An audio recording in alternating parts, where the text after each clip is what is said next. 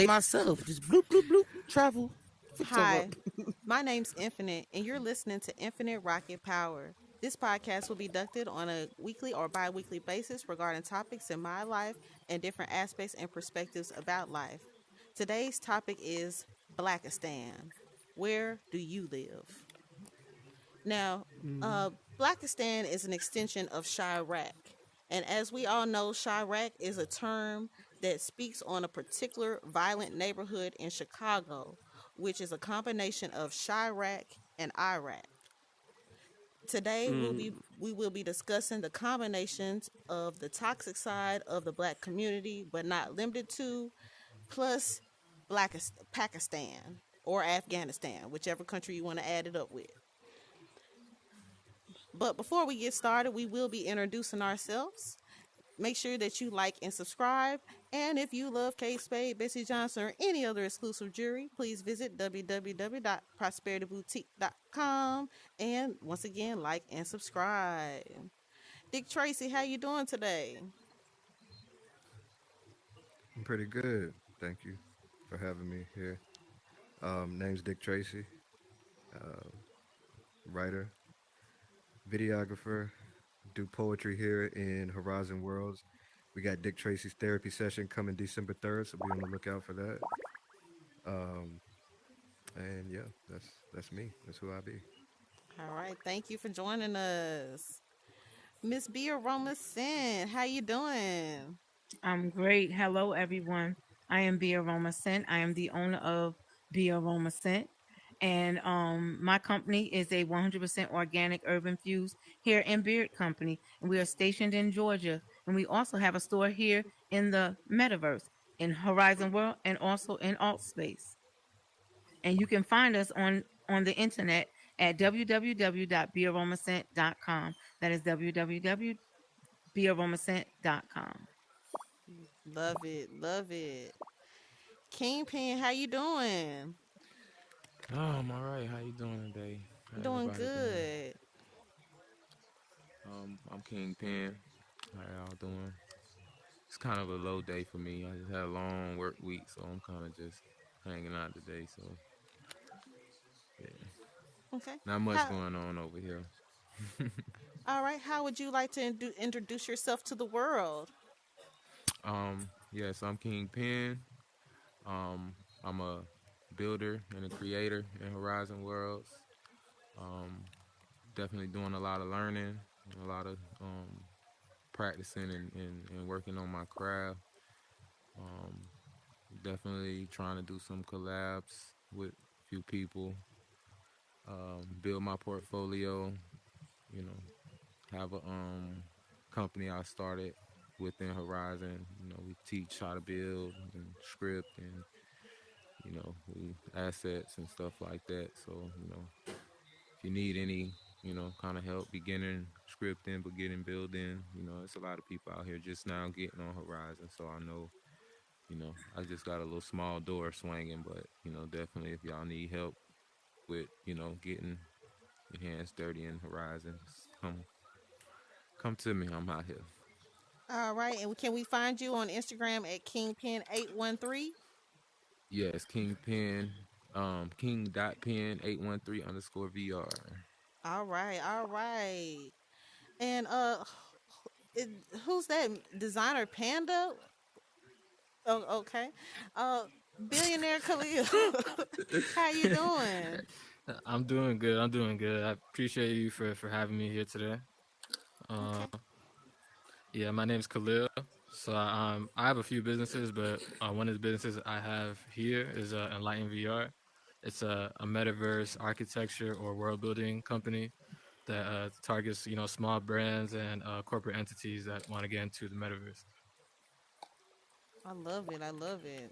Love black entrepreneurship. Hey, Xavier 47, how you what's doing? good? What it do? What's poppin'? Y'all can follow me on Instagram, Xavier47VR. I'm a world creator on the Horizon World, so definitely check me out. And shit, we outside. What's good? Memphis 10, 901. You know the We know business. the vibes. We know the vibes. Hey. Mr. Teray Love, how you doing this Sunday? I am doing great. I am here. I'm alive. And yeah, I'm Teray Love. I'm a music producer and I'm a musician. And I'm glad to be here again. Thank you for joining us. Thank you for joining us. And Mr. Panda, would you like to grace us with your presence? Yeah, what's up? It's your boy Designer Painter, aka M Valentine. I'm a photographer, videographer. I do music, mod work. I'm a creator and a scripter here in Horizon Worlds. It's a pleasure to meet you all of you. Thank you for gracing us with your presence. We greatly appreciate it. Now, before we get into this topic, I just want to ask a general question to everybody before we dive on in. Starting with Dick Tracy. Dick Tracy, when you hear the word Blackistan, what does it mean to you? That's an excellent question, Infinite, and I'd be happy to answer that for you. Um, Blackistan, it sounds like a place that I personally don't want to be right now.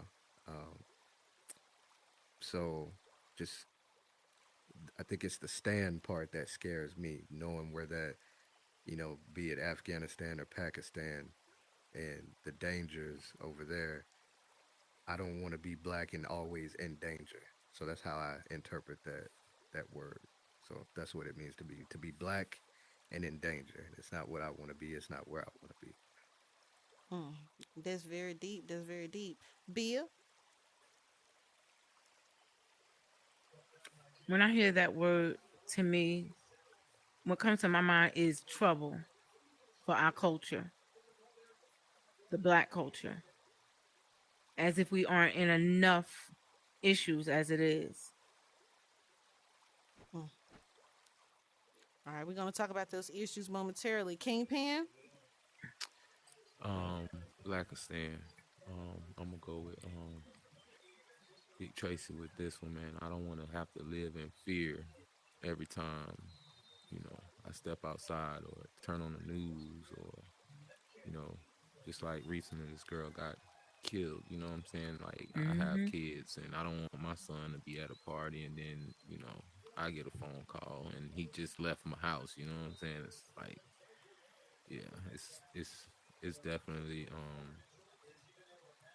a troublesome word. This is a word that definitely needs to get extended out and talked about and put in the pot so we can figure out how we can slow down or at least put a halt to all the black dangers that we have, you know, as melanated folks.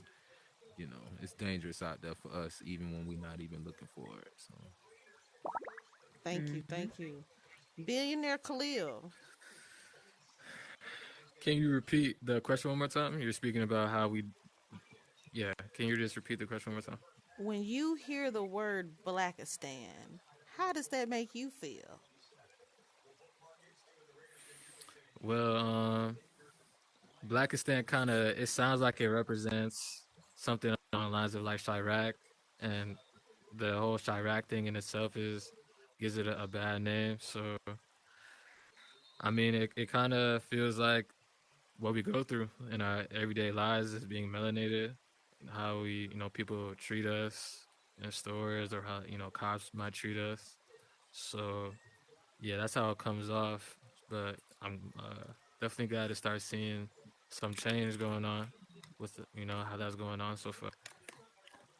Okay. Okay. Xavion, Blackistan. I can't hear you if you're talking. You're on mute. You on mute.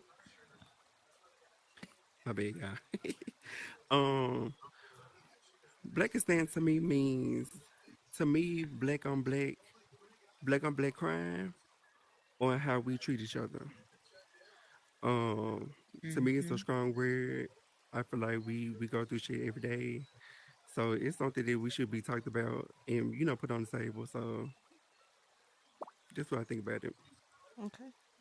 Mr. Love. Well, this will be my first time with hearing that word, even you giving the definition of the word or the meaning of that word. But just listening what Tracy and Kingpin said, I agree with both of them. Yeah, but it for sure is a issue amongst us, like black people. Yeah. Okay. And Panda. How I feel about it. How I feel about the word. How I think about the. Honestly, it just makes me immediately come to my mind is like the embodiment of fear and the titles and statistics placed upon black people as a community. Hmm. Because a lot of it, it's just reputation. A lot of it that a lot of the stuff that we hear about ourselves is just word of mouth from other people out of fear of whatever. Even though some of it may be true, a lot of it is just word of mouth. A lot of it's not true. Okay. So with that being said, and we're gonna this isn't just all about black men, but with black men being the leaders of the community, we're gonna start there. Okay. So starting with Dick Tracy, the statistics are shown. And if you would or if you don't agree, just let me know. But all black men want to be respected, have honor, and power. True or false? True. Okay.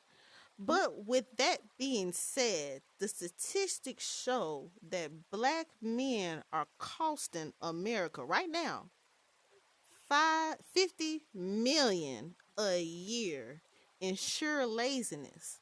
So how can black men want power and respect if they're costing the society 50 billion every year in laziness?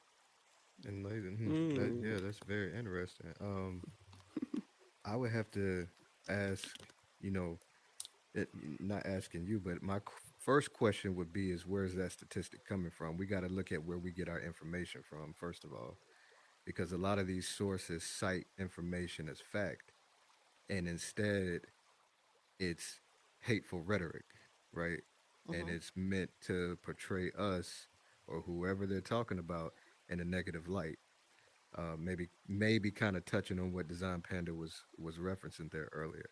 So I would have to always question the source, and then secondly, weigh the options. Right? Do the pros, the cons, the play devil's advocate, whatever you want to be. Majority of the prison population is black. So to back that statistic up, kinda, you might be able to say, okay, I can see how that might apply to a prison system in which all or the majority of the population in the prison system is black. So in that sense, we black men might be costing America that much money. I don't know, but at the same time, that's for America. That's free slave labor. So why are they complaining? You also can get. I'm not going to overtalk this, but you also get power, respect, and money in prison.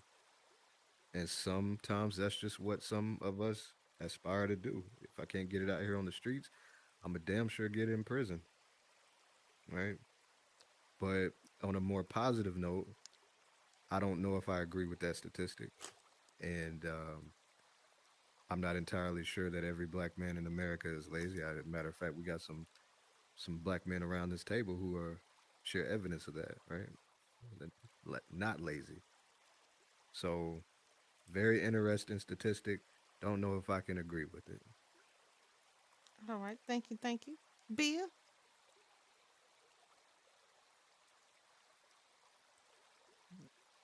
do you agree? What you think? Bia Roma sent? You on I can't mute? hear you. You want me? Sorry about that. Um, I kind of agree and I don't agree.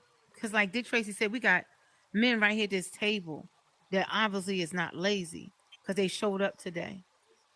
But when you look at other areas, other not cultures, but other demographics, other states, other cities, and you see the black man doing nothing, Mm. don't take care of his kids, not taking care of his household, not being the leader in his household. And it makes you wonder, is that statistic real? Is it true? Because you see so much laziness right in front of you. Like in where I live at in Georgia, I live in Norcross. You don't see too much of that laying around, not doing nothing here. But go in DeKalb, go down in Decatur, you'll see that. Yeah. So I don't know.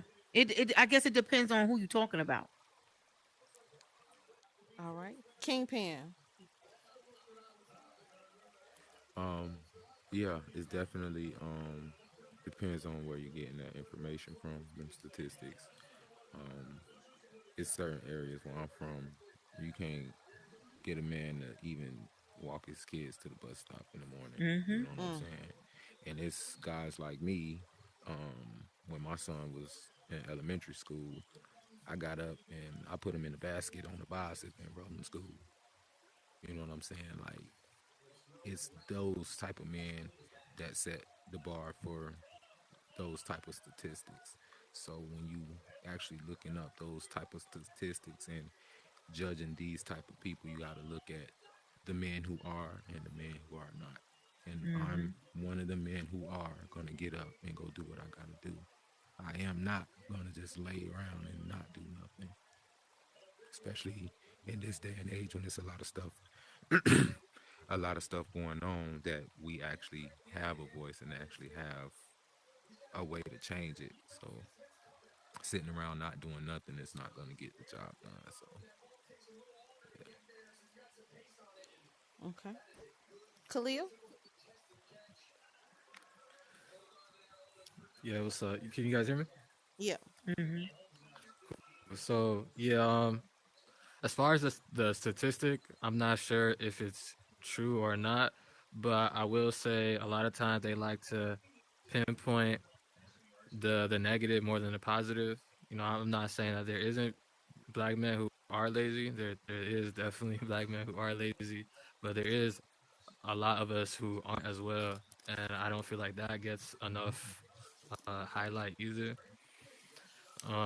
As far as like the melanated community in general, since we've been through so much slavery and just everything we're still going through, us healing now, I feel like we're in like a healing stage as just a people. And it starts with, little talks like this, letting it be known, letting it be aware that we are going through these things.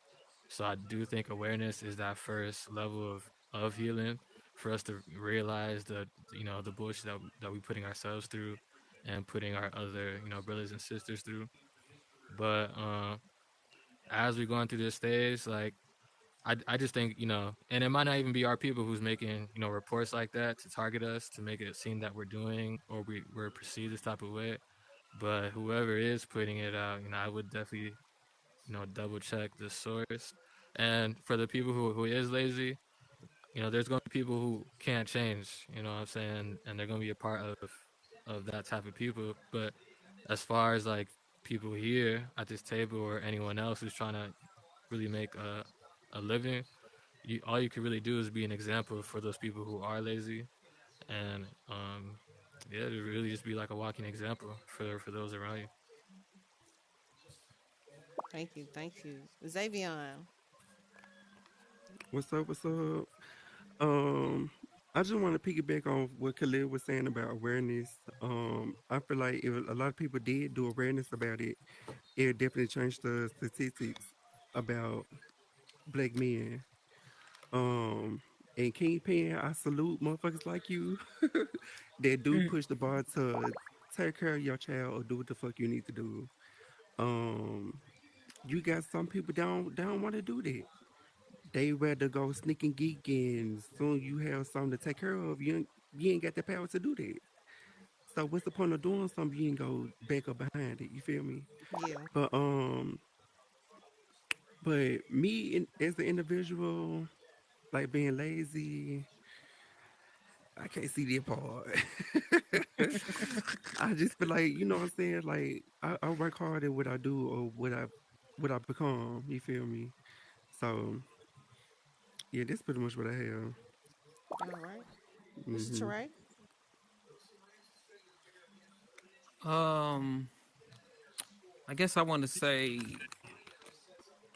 going back to what the first question you asked was, I think every man want some type of respect and power. I don't think it's just black man. Like we know this from China and Russia. It doesn't matter what race you are. You know, every man wants some type of power and respect. And uh oh snap, I forgot the second question. Had brain fart. Um so I know white people, I know Asians that are lazy. I don't think it's black or white lazy thing, you know. I'm kind of mixed about the statistic you said, but every race is lazy. Have lazy people, and I know white people right now that's going through the same. I guess you call the baby mama drama or the baby daddy drama. Same as black people. It's just that our stuff get put out in the media. I feel like it's all races go through it. As far as with the as far as with that, I feel like all races go through. I just feel like I guess our negative stuff get pushed out there more than theirs, but it's all across the board, you know. Because right now, if you look at you look at the statistics, it's majority Caucasians that are using welfare. It's been like that for a long time. And nobody never says nothing about it, which is crazy. But of course, you hear them talk about black people being on welfare when it's just not true. The number is just is not true. I mean, you have black people on welfare, but it's more whites on welfare than blacks. So yeah, that's how I feel about it. Interesting, interesting. Panda. Okay, I just want to say before I say what I gotta say, I have ADD. So like, there's a thousand things I can think of in my head right now that can go with this, but like the main three I'm thinking of is one. There's three sides to every story. There's their side, they side, and then the story. You know, his, hers, the truth. Um, there's also, words could be a powerful thing.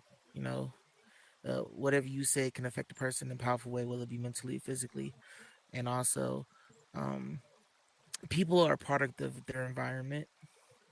So if your environment's lazy, people tend to be lazy. If your environment is a workflow environment, you adapt to the workflow environment. Workflow environment.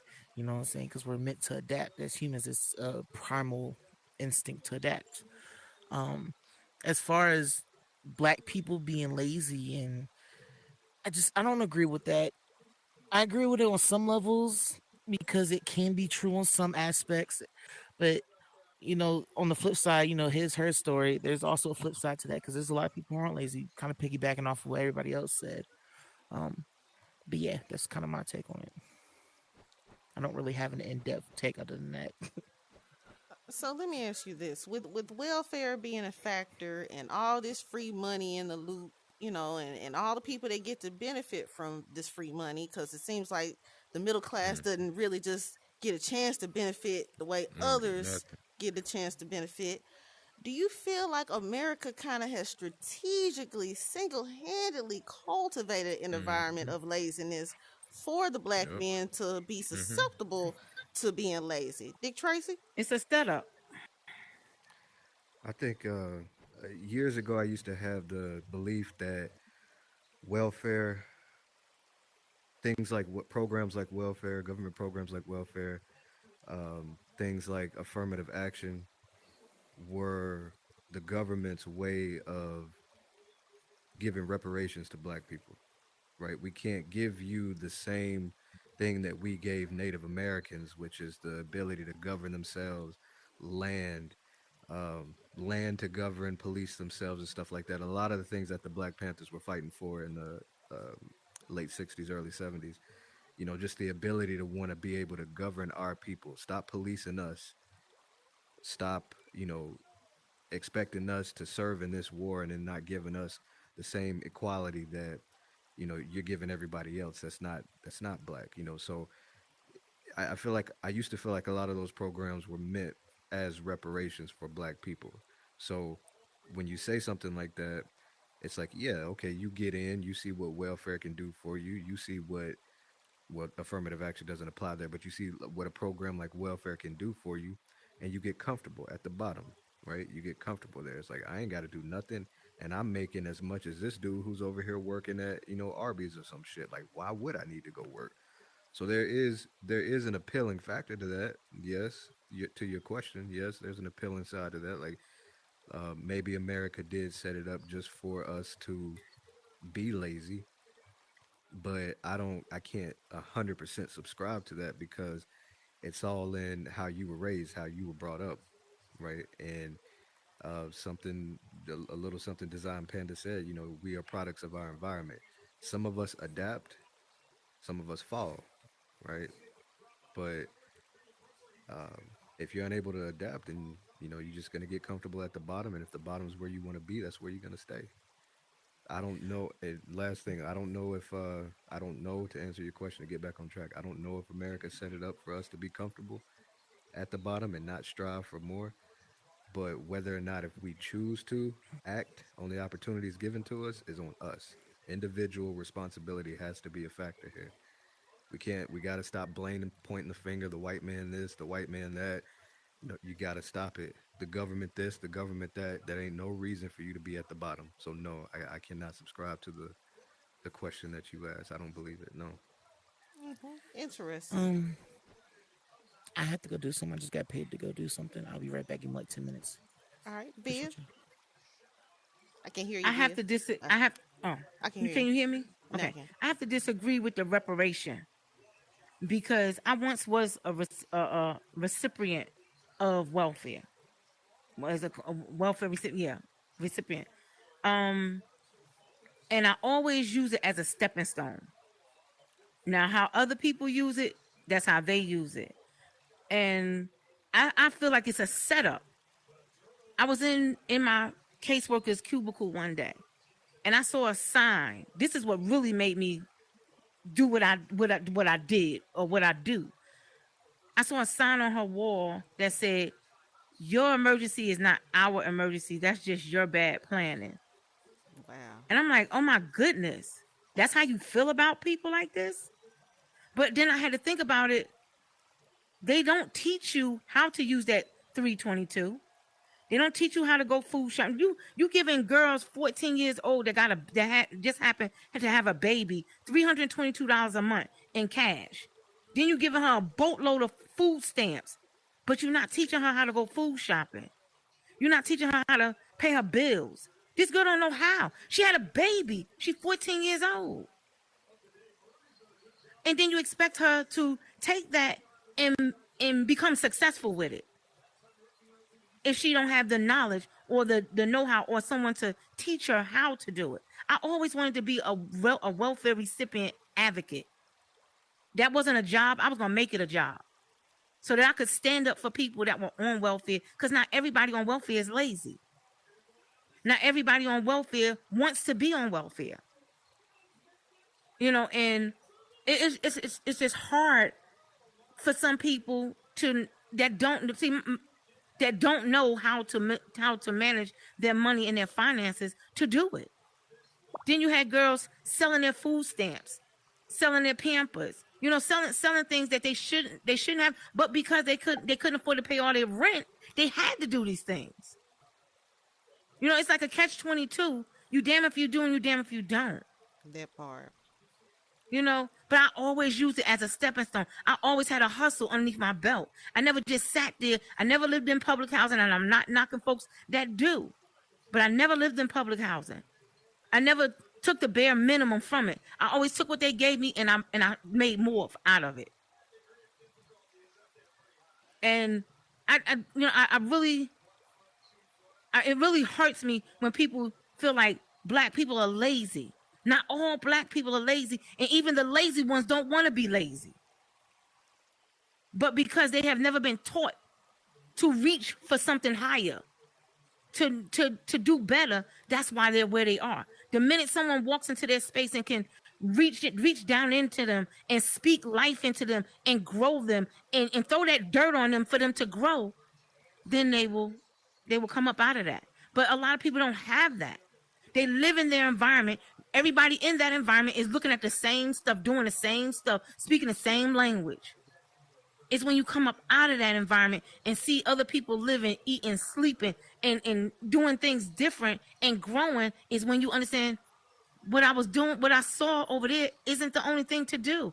Here's other stuff that I can do and become better at it, in myself. But that's not what the government do for us. And that's why we gotta each one teach one. We gotta reach down and get our brothers and sisters. Look, it's more to this life than what you're doing. Get our these kids out of the street. The sad part of it is that these kids in the street, the parents don't want you to do anything with their kids. It ain't like back in the day where the whole village took care of everybody's kids. Now you say something to somebody's kids, they want to fight you. But Right. little Raheem, he out here stealing people hubcaps off their cars. Right. And we're gonna get to that bill. Hold on one second. Hold on. Pause. Kingpin. What do you think? Wow, this is definitely a good one right here. Um, I done been on both sides of the welfare pool. Um, Once upon a time, you know, I was getting food stamps, never housing or Section 8 or none of that, just food because they was giving it out to everybody. Came to a point they was giving out so much stuff that it caused a lot of people to be lazy. It caused a lot of people to get used to the handouts. So when you're getting a lot of handouts, it's a lot of programs, a lot of food pantries, a lot of stuff where they're doing a lot of free stuff for the community. Um, they're too lazy to get up and go get a job. But every Wednesday they at that food pantry getting expired food. Not even food that they can put in their house for a week. Just the food they can put in their house for a day or two. You know what I'm saying? And they'll rush down to go do that, but they're not rushing down to go fill out job applications. Um, the government does have it's like a cycle, like going to jail. Once you get put in that system, it's a recycling system. You get out of jail and end up falling down. You ain't got no way of getting up. Like she said, you ain't got people preaching into your life trying to reach you and bring you up. They leave you in that same go sign up for food stamps or go sign up for this. They telling you to go get welfare, go do this and go do that. I don't want to do that because all it is just keeping me down. The government is not setting us up to elevate. So, like what she said, I used what I was given as a stepping stone to be a better person. I was using that into a point where they cut me off to the point where I was making too much money to even receive $200 in food stamps. When you know I make enough money to survive, but with bills and all of this other stuff, I still don't even have $200 in my own pocket for food. So you Mm-hmm. giving this assistance to people who really too lazy to go out there and get it themselves, but the ones who are actually working hard and need that a little extra, just a little bit of relief, y'all don't want to give it to us. Mm-hmm. So that's what's really making the people lazy. All the handouts, the free stuff. I used it as a way to better my life so that I don't need no handouts. But at the end of the day, the government needs to see it's the people that's actually working the hardest that needs the help. I totally agree. Khalil. Um, as far as welfare, I do think that it could definitely been put there to maybe not specifically, melanated people, but I do think it was some form of trying to keep people down at a lower level. Because if it was really reparations for us, they would have moved the same way they moved for all these other cultures. They're giving other cultures and other people land and their own ability to make their own laws. They could have been did that for our people if welfare was really our gift for what they did to us this whole time. But I do think it depends on the person. Depends on if the person is how that person is brought up, on your environment, what you're really doing. I do think that some people might be just naturally more lazy than others, and those are the people who really get stuck in those programs. And kind of like what Kingpin was saying, that the people who are actually working, they'll make it not really accessible to those people. But to answer your question, I do think it could have been put there to keep people at a lower level. And I think it would have been a way different program if they were really thinking about like our future and you know really thinking on helping us. Thank you. Thank you. Xavier. Um, back when COVID hit, at the time they was letting people off their jobs and they was giving out what was it? They was giving out free money to people they ain't had their jobs and shit. And I easily could have fell for that trap. I could have just like quit my job, took the easy money, but it was just something in me was like I can't just sit here and quit my job and go get this free money, then not have a backup plan of what to do. Um, I feel like the government somewhere has somewhat a part to play in it because they feel like, well, shit, we giving out free money, we gonna have this person quit their job and come get this easy money, but then you gotta start back over. You gotta find another job. You gotta find how much money to get this, and shit like that. Um, I don't know. I just couldn't.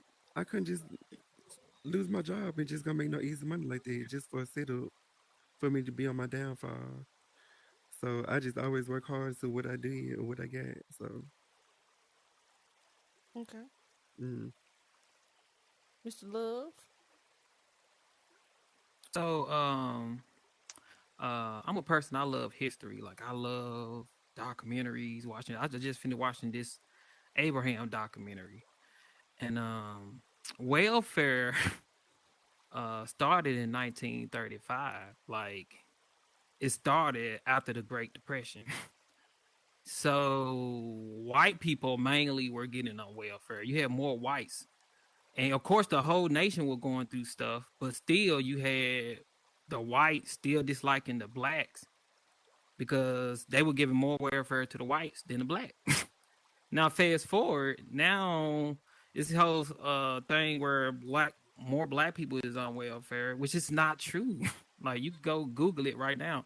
It's gonna white people is on welfare. It's more white people on welfare than blacks. Now, as far as blacks being the government using welfare as it to keep people stuck in, I don't think it's true. I think it's a mindset type of thing. I think it's a how you were raised type of thing.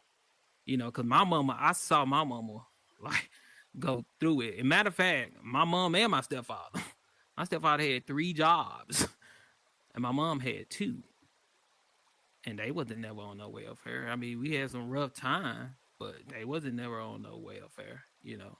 I also think if you thinking about today's times, it's the music. It's the culture that is pushing laziness. You know what I'm saying?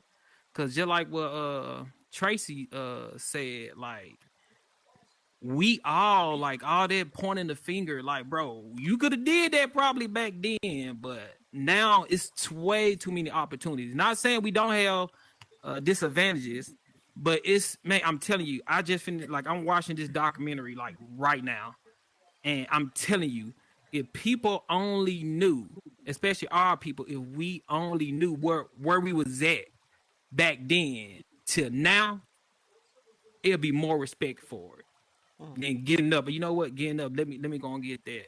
Or let me go do this. And I don't think a laziness, but I think it's a cultural thing more than anything. Because like I said, well, I remember being in high school and I stayed in like a rough neighborhood. My mom didn't have enough money to give us, about fresh clothes. So people you always stay checking me. But what would I guess the most interesting thing to me was the people like the my friends or my student who parents I know had good jobs. I see them, they mom picking them up in nice car. They have nice clothes. Those were the kids that were trying to act hard, and I was the one that were actually living in it. I Mm. never understood that. I was thinking, I'm like, bro, it's a big identity crisis going on. But it wasn't until I got inside the music industry and I realized it's in the music. It being culturally out, you gotta be this person, this hard person or lazy person or something like that. It's literally in the music. It being culturally pushed, but we're pushing it. we're pushing it or we're allowing it to be pushed. So But you know something? I still believe it's a setup. Welfare is a setup because of the guidelines, and you have to look at it like this: like lab rats. They take a Right. certain type of rat and teach it something, and they take another certain type of rat and teach it another thing. And if you take a culture that all they know is poverty, they're gonna gravitate to free money. They're gonna gravitate to things being given to them. And you take another set that's not from that culture, they're not gonna gravitate to that. So I believe it's a setup for the ones who don't have that mindset to do any better because they don't know any better. Because of the way it's crafted. It's crafted for failure. It's not crafted for you to learn or to build. It's crafted for you to fail, to stay at the bottom. To think that all you have to do is live in the projects. All you gonna ever do is live off of food stamps. I had a caseworker tell me I had on a pair of Pumas. This was back like 85, 84, 85. She said to me, once you get on welfare, you ain't gonna never be able to buy a pair of shoes like that again. I said, the devil is a liar. I never lived in poverty. You have to have that mindset that this is not what you want for you, no matter what people put in front of you. But I still feel as though welfare is a setup, because if it wasn't, that woman would have never said nothing like that to me. She was trying to mind fuck me and tell me that I was going to live in poverty because I was getting welfare. Yeah, If it's I could see that definitely lady today, I would prove to her that her statement was hella wrong. well, welfare was designed it was designed to help people out, to give them like a stepping stone. It's just that just like we were saying, as far as with black people and being up under the poverty line, we have no choice but to run to it. But I don't think it's designed like that to Have you force ever been people to on come through it. welfare? No, but hell, it was times I felt like my family was. But But I'm my mom, saying my you mom you never, have to, my mom but you never. Yeah, have you to gotta be know. on You it. gotta know. You gotta You be gotta on it. know. You You gotta gotta be be on on it it to to know the really feel it. treatment. You got Yeah. that. You can. We all can feel it because we all live in paycheck to paycheck. We one paycheck away from living in a box. From But homeless, yeah. yes, Like, you got to be in that system to understand the cruelty, the disrespect, and how they treat you. That's why I don't understand how you can say that it's reparation, because if you're gonna give me something that I'm owed, you're gonna give it to me. You're not gonna make me pay for it. you got Who said it was you And you welfare, reparation? that's I what said Dick no. I Tracy said I said. used to think. Oh, He I brought it used up. to think Oh, that it okay. was You used to reparations, think. but Okay. oh, here's the thing. Here's the thing about it, though. All right, because my family at one point in time, although personally I was never on, I never had to apply for welfare. I grew up and my Mm-hmm. mom was on welfare, so I know what it's like to be on welfare. I understand that. I watched her go through it. But my thing is that we're asking the government, the same government that has mistreated us as a people for years since the establishment of the United States government, to step in and help us, to show us the way. How can you? That's like going to your enemy. I'm not saying the government is our enemy, but that's like our enemy fucking us over and then saying, you know what? We need your help. You're our enemy. You've been fucking us over for all these centuries. You got this program set up to help, air quotes, right? Help, but we need you to help us just a little bit more. You my motherfucking enemy. I ain't coming to you for no assistance. I'm not coming to you for your assistance. You've been fucking us over since the beginning. Why would I want you to interfere with how you raise me, how you raise my kids? I don't want that. Fuck you. Now But see, when people are in a I understand need, how people I understand people are in the need for that assistance. And I think that's what Teray is saying. Like, or and even you. I'm not trying to discredit anything that you said or anybody mm-hmm, said. But there it's designed for that. It's also designed to keep you spending, right? Now, if it don't right. apply to you, don't get offended. But it's also designed to keep you spending, because when you get that little bit of money, when you get that mm-hmm, tax return money, right, and you got a job oh, on the side and you hustling, what are you gonna do? You're gonna spend whatever available funds that you have if you've never been taught how to save, that's or right. how, like you were saying, Right. B, if you've never been taught that. So you're gonna go out, you're gonna spend that money. That's capitalism. It's designed to assist Giving it you, right back to and it's them. designed to Right. get Right you to back give to them 'em. right back. Give it right back to Right them, back to because 'em. you're That's gonna have to exactly come back to get more. They want you to keep coming back. exactly. So like we were saying, we Sound like a using it drug as a deal. stepping stool, Yeah. right?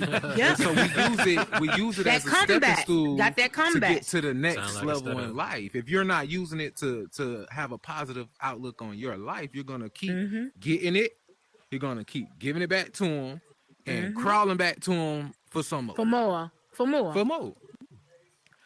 Shoot, That's I just was what in. it is. It's an endless cycle. Cause I work with a lady at work, and she's in between places right now. We make pretty decent money, like at least 1,200 a week, 1,300 a week. You getting this? You know what I'm saying? So I don't understand how she is living the way she lives when she gets food stamp. You're coming to work every day. You're actually doing overtime, and you still continue to live the way you live. So some people are just used to that low level of living and haven't seen nothing better. They're scared to use what they got to get something better because they won't see that again. And I had a problem with that because I was at one point I was like, man, my rent so much. It's little, it's low right now, but I want to live a little bit better. So I went out and got a better job so that I could spend that money on living better.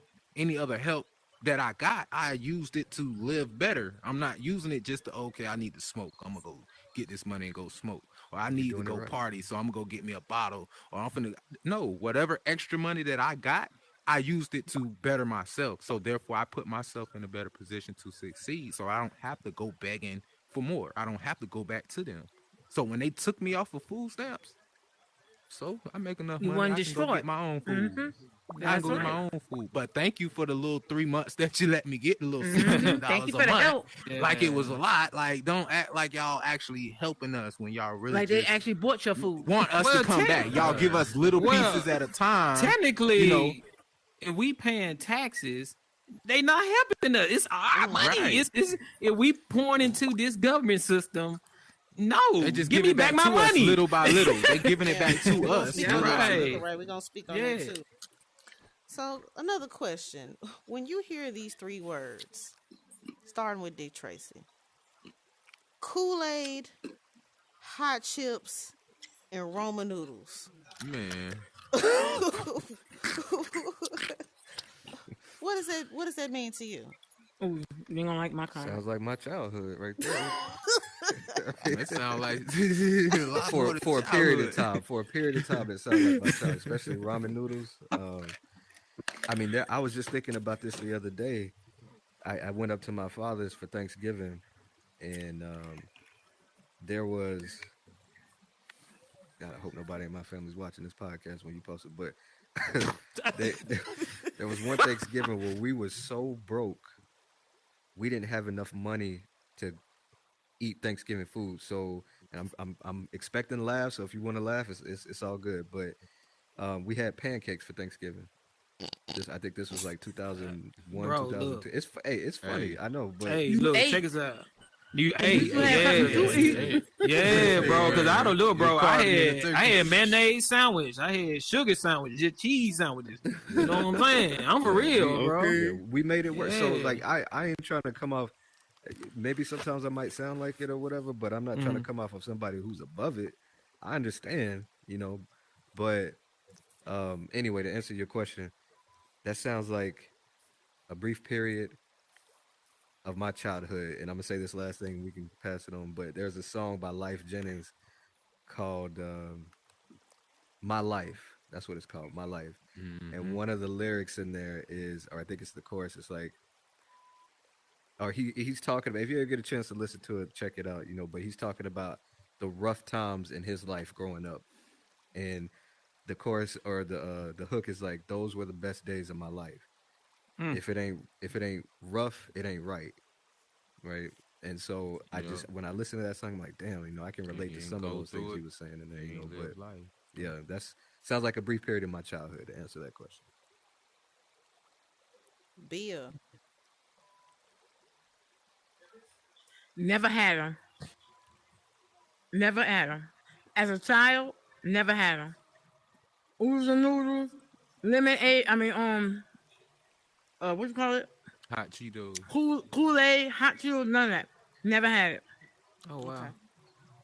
All right, we gonna come back to Mm. that bill. Kingpin, Man, when you hear this combination, how do you feel? What is it? Is it jogging in the memories? man, jogging. What? This shit is fucking track and field right now, man. Making me hungry right Shit. now. Right. Like it made me hungry. You know what I'm saying? At the end of the day, like my childhood, like I mean, I explained to y'all before, you know what I'm saying? If y'all was in any of the previous, I grew up a little bit different. So, I was always at the bottom of the barrel. I got the scraps that fell off the table. You know what I'm saying? So we ain't really get the little $2 to go to the store and buy those hot chips and shit that we wanted. You know what I'm saying? We had to, hey, you gonna finish those? Oh, okay, thank you. Tight. You know what I'm saying? So, you know what Mm, I'm saying? It was mm. just ran a little bit different from me because I ain't have no voice. I ain't had no say so because of the situation I was in. Now when it did as I got older and became more a little more aware and a little more independent, I could speak, you know what I'm saying? I could see, I get a little couple of dollars and I would go buy them hot Cheetos just to see, you know what I'm saying, just to get the gratification of being able to say, I got my own chips, you know what I'm saying? I don't need to ask nobody for no chips. Kool-Aid, same thing with Kool-Aid. Like we learned in middle school how to make like Kool-Aid sugar pops, like the little things that come, the little sugar sticks that you Yeah. open and pour the sugar. Mm-hmm. We learned how to make those, and we was selling that at school. Like we was selling Right. these a Mm. dollar Slang at it. That's what I school, was doing. swinging hot Cheetos. We'll go and buy the big old bag of 32 flavors and stuff, and we'll take all the hot Cheetos out and we'll sell them at school and stuff like that, so that we could go out and buy different stuff. We didn't have to eat the same Cheetos or the same, drink the same Kool-Aid packages or eat ramen noodles all the time. Then it evolved into the cup noodles. Now I could take my noodles anywhere I want to instead of just making them at home. So, it was an evolution of all of that stuff. And poverty, that's the name of it. Poverty. That's what we did. We had these things living in poverty. So if you ever live below your means, you know what this stuff is. Mm. Khalil. Yeah, so on how it makes me feel, hearing all those words together, definitely back to what he was saying, it brings out like poverty, just living below your means, not in a good way though. Um, but what I do want y'all to try to look at is all these foods that we all have this good memory of when we were all kids. It's crazy how all these foods We are bad still for you, by doing the it way. now. We Yeah, still all eat these it all now. these shits is bad for you. You feel me? They got hella sugar Yes, in they them. are. You feel me? Like they're Sodium. they're they're Well, actually we got to real, talk like about that. real bad for you. But I have a friend in Africa. He's a trader and he lives in Nigeria, and he was telling me how crazy it is that how much we shame watermelon and certain fruits like to eat here, but over there in Africa it's so normal. Watermelon is one of the best things to eat there because of how nutritious it is for you, how it hydrates your body as well, because they like to hydrate off of fruits instead of just drinking straight water. And I just thought it was crazy how we have all these junk foods that were so popular.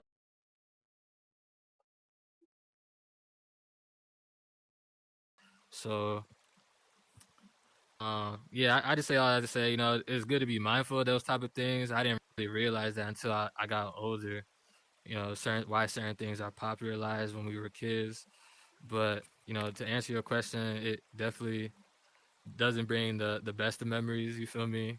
A lot of times when you was eating that type of food, you weren't in the best place.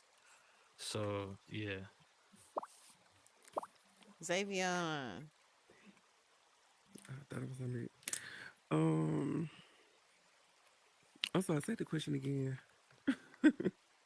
Hot Cheetos. Kool Aid. Roman noodles. The first thing that comes to my head, is our culture. Um, like Saray said, it doesn't have to always just be about black people, but they push us out that this like the only thing that we eat out here. You know what I'm saying? It was upon a time where we had to eat some noodles for a couple weeks. You know what I'm saying? just to survive, but I kind of understood where they was coming from. Not everybody have it like that, and they did push us to get used to this system where we had to go and get stamps and just to survive like that. So this what I think about when I hear that. So when I was a kid, I didn't really have no bad memories of those three things. Cause Kool-Aid was fire. You know what I'm saying? Right? Definitely And was. then the hot chips were fire, especially you crunch them jumps up. And then the noodles was like fire. So I didn't have like no and of course it wasn't like no, oh man, like we didn't have no money. It was just one of them things that we ate, or maybe when I was a kid I never looked at it like, dang, is this it? Or I'm gonna tell you something I don't eat is hot dogs. I stopped eating hot dogs and bologna because we used to have it all the time. So when I got old, I said, I'm not eating this stuff no more. As a matter of fact, I don't mess with Right. pork, period.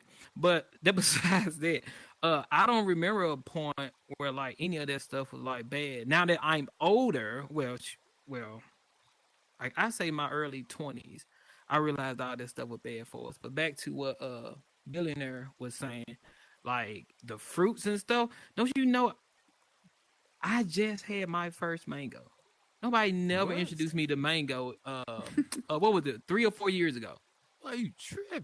I'm doing what I'm saying, but see, I have never had a mango. When I said what, but it's just one of the things that we didn't have at the house. I really paid no attention to.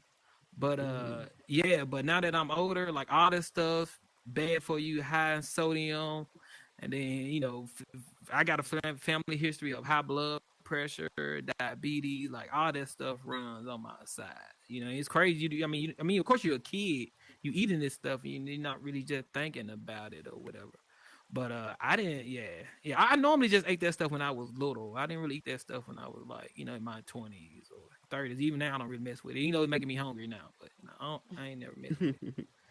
Interesting, interesting. So for the most part, everyone experienced these three things when they was a child. So would you, kind of yes or no, Dick Tracy? Would you say sodium is a new crack? High fructose corn syrup.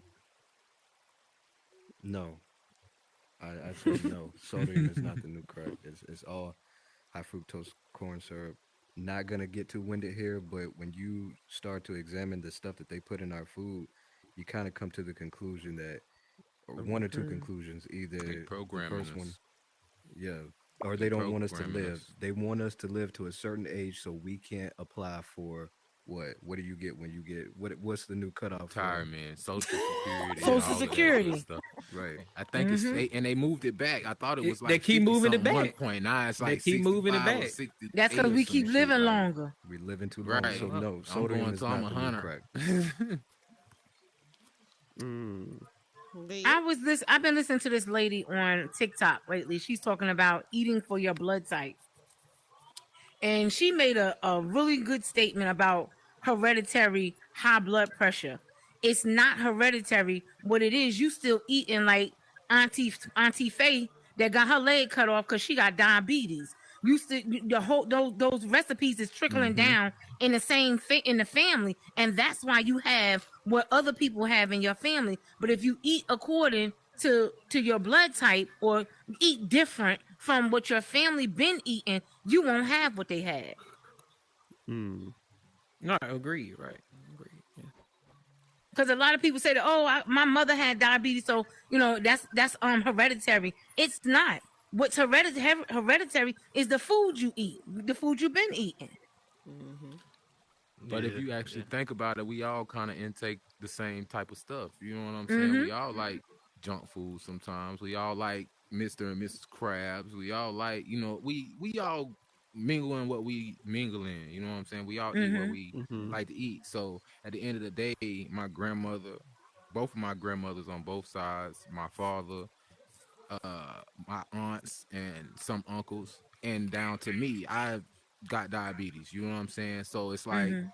what you're saying, it is true as far as the foods that we eat. We grew up eating this stuff, and as we're growing, we're Smoked still meat, eating this same chitlins, stuff. pig You know what feet. I'm saying? Yeah. The same stuff we Mhm. liked as a kid, we're eating this same stuff Not as not like adults. So it's not, I don't you eat know what I'm saying? chitlins. No, the chitlins, you know, we I know don't the eat chitlins. Oh, I ate them as a kid, but I don't eat It was them one now. point in time, you know, you have to drown them Mm. with hot sauce and you'll be all right. Yes. But now it's just the smell of, I can't even, I throw up in my mouth every time I hear them. Okay. We had it somewhere.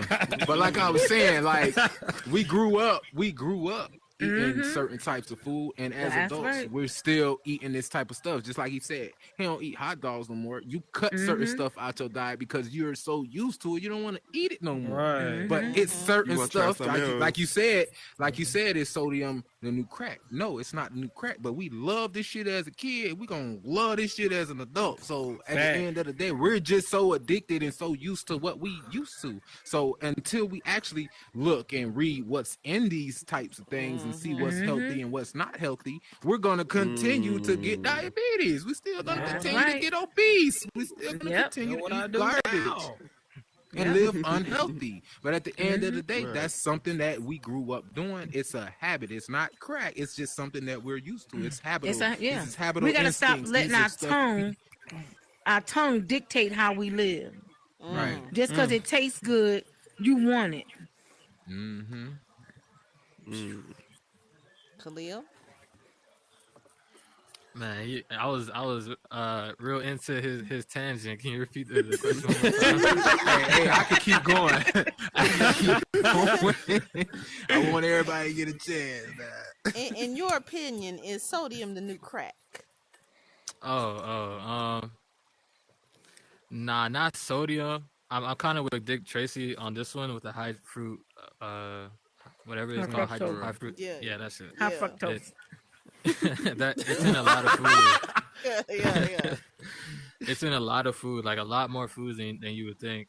A lot more than sodium, I believe. So I think that might actually, and there might even be another one besides high fructose corn syrup. But I do think it's used a little bit more than sodium. But you know, they got a whole roster of things they're trying to get with food. Sodium's Trying to definitely up kill there. us. Yes. If we Trying to really kill us. did the digging in what's in our food, we wouldn't eat it. You damn near eating cyanide. Facts. Yeah. At this point, we Toxic don't even know waste. what we Yeah. eat no more. Yeah, half of it not even real. They 3D making food now. All this stuff processed though. Y'all don't even know it. True. And I was just gonna say that too. No to your question, I don't think it's correct. I just think we should definitely look into what the fuck we eating. Cause girl, I could go to KFC right now. Now way back when, I don't know if y'all Big had buckets. these. But when I tell y'all the 100 barbecue wings, y'all, the Man, shit on is point. so On point. That bad. gonna be delicious. Do you hear me? Man, Y'all, delicious. I've been to KFC. No, way back when they had stopped making the 100 barbecue wings, I was just like, no, this my shit. What y'all doing? So then later on, they came out with like different sauce, like the hot Louisiana, Nashville hot, da da da. So the other day, I went to KFC. I'm like, well, let me get 100 barbecue wings. Y'all, the chicken was not it. The sauce was not it. I said, this like my third time coming to y'all. Like my chicken feel like it was not done. It's too much fat. Y'all not cooking the shit all the way. What is y'all giving to these people at KFC and put in this goddamn grease? Cause if it was real chicken, y'all know my y'all know chicken when y'all know chicken. That's right. That's right. So my thing is, why the fuck is you playing with me? You giving me processed food and trying to get my shit high when I shouldn't even have this much stuff in my system. It's, I don't mean to interrupt So, your story, but it's go just ahead. it's all unless you grow it yourself. And I'm not. I That's swear, right. to God, I ain't trying to be no know-it-all, but True. unless you grow it You yourself, right. everything you eat is processed. Yep. Unless you True. grow it yourself, everything you put into your mouth is processed. Right. So From the let me ask you pesticides, this. from your fruit to the pesticides that they spray on it, that's processed shit. To the So let me ask you preservative. this. To the preservatives. Why we not growing our own stuff then? We could. The I personally want a garden, man. I want to land. I want to plot of land, not just so whatever. I want to plot of land where I can have my gardens, It's where the I can lack grow of my, resources. yeah. yeah, that too. I But the want that, dirt but ain't there's all so that many great distractions. either. It's the Yeah. The knowledge. dirt ain't all Thank that you. great here. It's the Thank you. knowledge. Talk Yup. about the Yeah. So soil. now The it's soil is The now not it's soil. coming to the nutrient based. point. Now it's Yeah. coming to a Yeah. point of what's real. Mm-hmm. You ain't got real dirt. You ain't got real food. So, y'all set us up to not even garden at this point. You can't Well, even What find are a we doing? seeded watermelon anymore. Nope. Go in the Fact. Well, stores. well, you know what? Or I they found. force you to I'm from go out here Atlanta. and buy it. You You you gotta go to buy the it. I had to go to the well farm to get that them seeds. not the The Asian farmers markets, market. but yeah, the farmers they be market. Asian Yeah, market. Hey, None right, they out moon. here in None Duluth. they Yeah, moon. Duluth. None Yeah, they moon. right there. Mhm. They're my favorite store. I love going there. Yeah, I Yeah. go there because they have everything there. Every I kind of love fruit, every kind of green, right. anything you want, they got in there from every I every found out part of the about grapes country. too. About grapes, Yeah. if y'all Yep. grapes ain't got no seed in it, it ain't real. And I was like, Right, what? Yeah. right. I I ain't buy know that. everything Yup. seeded. I buy everything with seed. Think It's a about it. fruit. I can't gotta have a baby seed in without a it. sperm. So how you get a grape without a seed? Right. Oh no, Modified. Bill. It been modified. It been modified. Yeah. Genetically modified. They took the seed out of somewhere, girl. I don't know. And then you got to be careful with that too, because if they can genetically modify food, they can definitely genetically modify a seed. Oh yeah.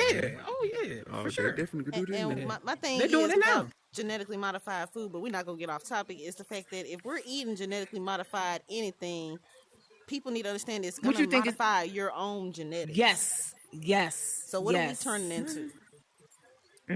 Martian. Vegetable. Robot.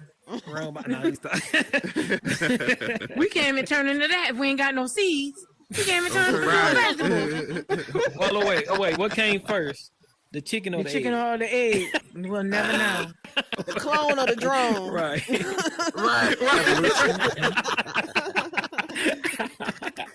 Oh, that's funny. Back to the questions, Teray. Is sodium the new crack? No, but sugar is. It's been a proven fact that sugar, high fructose corn syrup, sugar is the most leading cause of heart disease. Look That's it up. cocaine. Long T-Ray. Back then- Long T-Ray. That's Back cocaine. then, no, listen. Back then, the big corporate companies, they knew that. And the FDA still allowed them to push it out. Go look it up. Go do your research. I Anything already that did. FDA approved, you don't want it. Yeah, you Anything don't want it, you that don't trust FDA it. approved, you Are don't you want talking it. about It's this all capitalistic politics. society that we're in? This That's absurd? it. Sugar is the most leading cause for heart disease.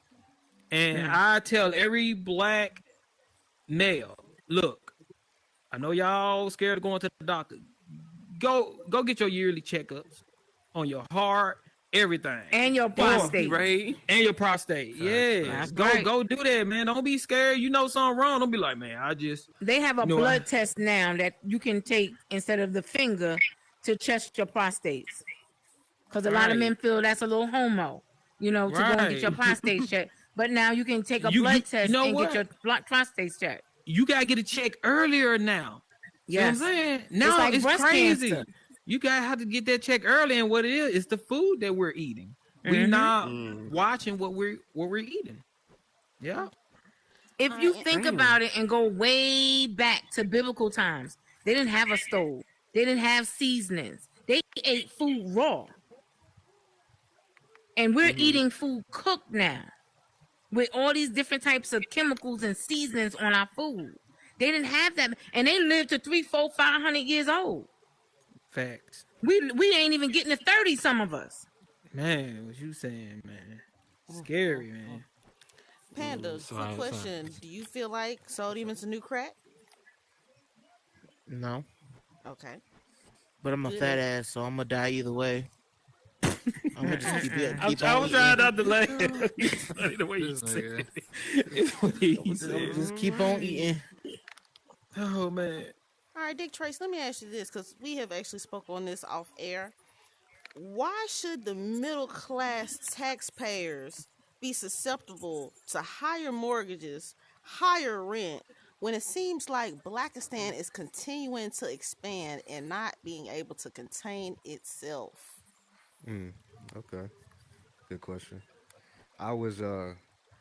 and I spoke to you about this. I was recently doing every now and then I go to the hood to catch up on just hood shit.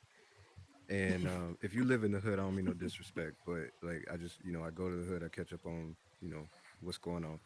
And I was on Martin Luther King Jr. Boulevard, and I Well, was because they actually got a lit minute everywhere in the hood. They got a Martin Luther everywhere in King America. Yeah, Boulevard. that's but see, I'm getting to that. I'm getting to that. I'm getting to that. Trust me. And I was listening to this song that was dedicated to Martin Luther King Jr. And I couldn't help but look around and see what that Martin Luther King Jr. Boulevard looked like, and what every single Martin Luther King Jr. Boulevard in America looks like. Just the sheer ruins of it, right? And Mm-hmm. how, and I'm not pointing fingers. This ain't no finger pointing or nothing like that. But how far we've come. Why isn't Martin Luther King Jr. Boulevard in every street in America the nice side of town? There's no reason why it Right. shouldn't be. Mm. Right. And if you go where I live, if you travel down Martin Luther King Jr. Boulevard far enough, when it gets to the good part, they don't call it Martin Luther King Jr. Boulevard anymore. Mm-mm. They call it, for me, it's 31st Street.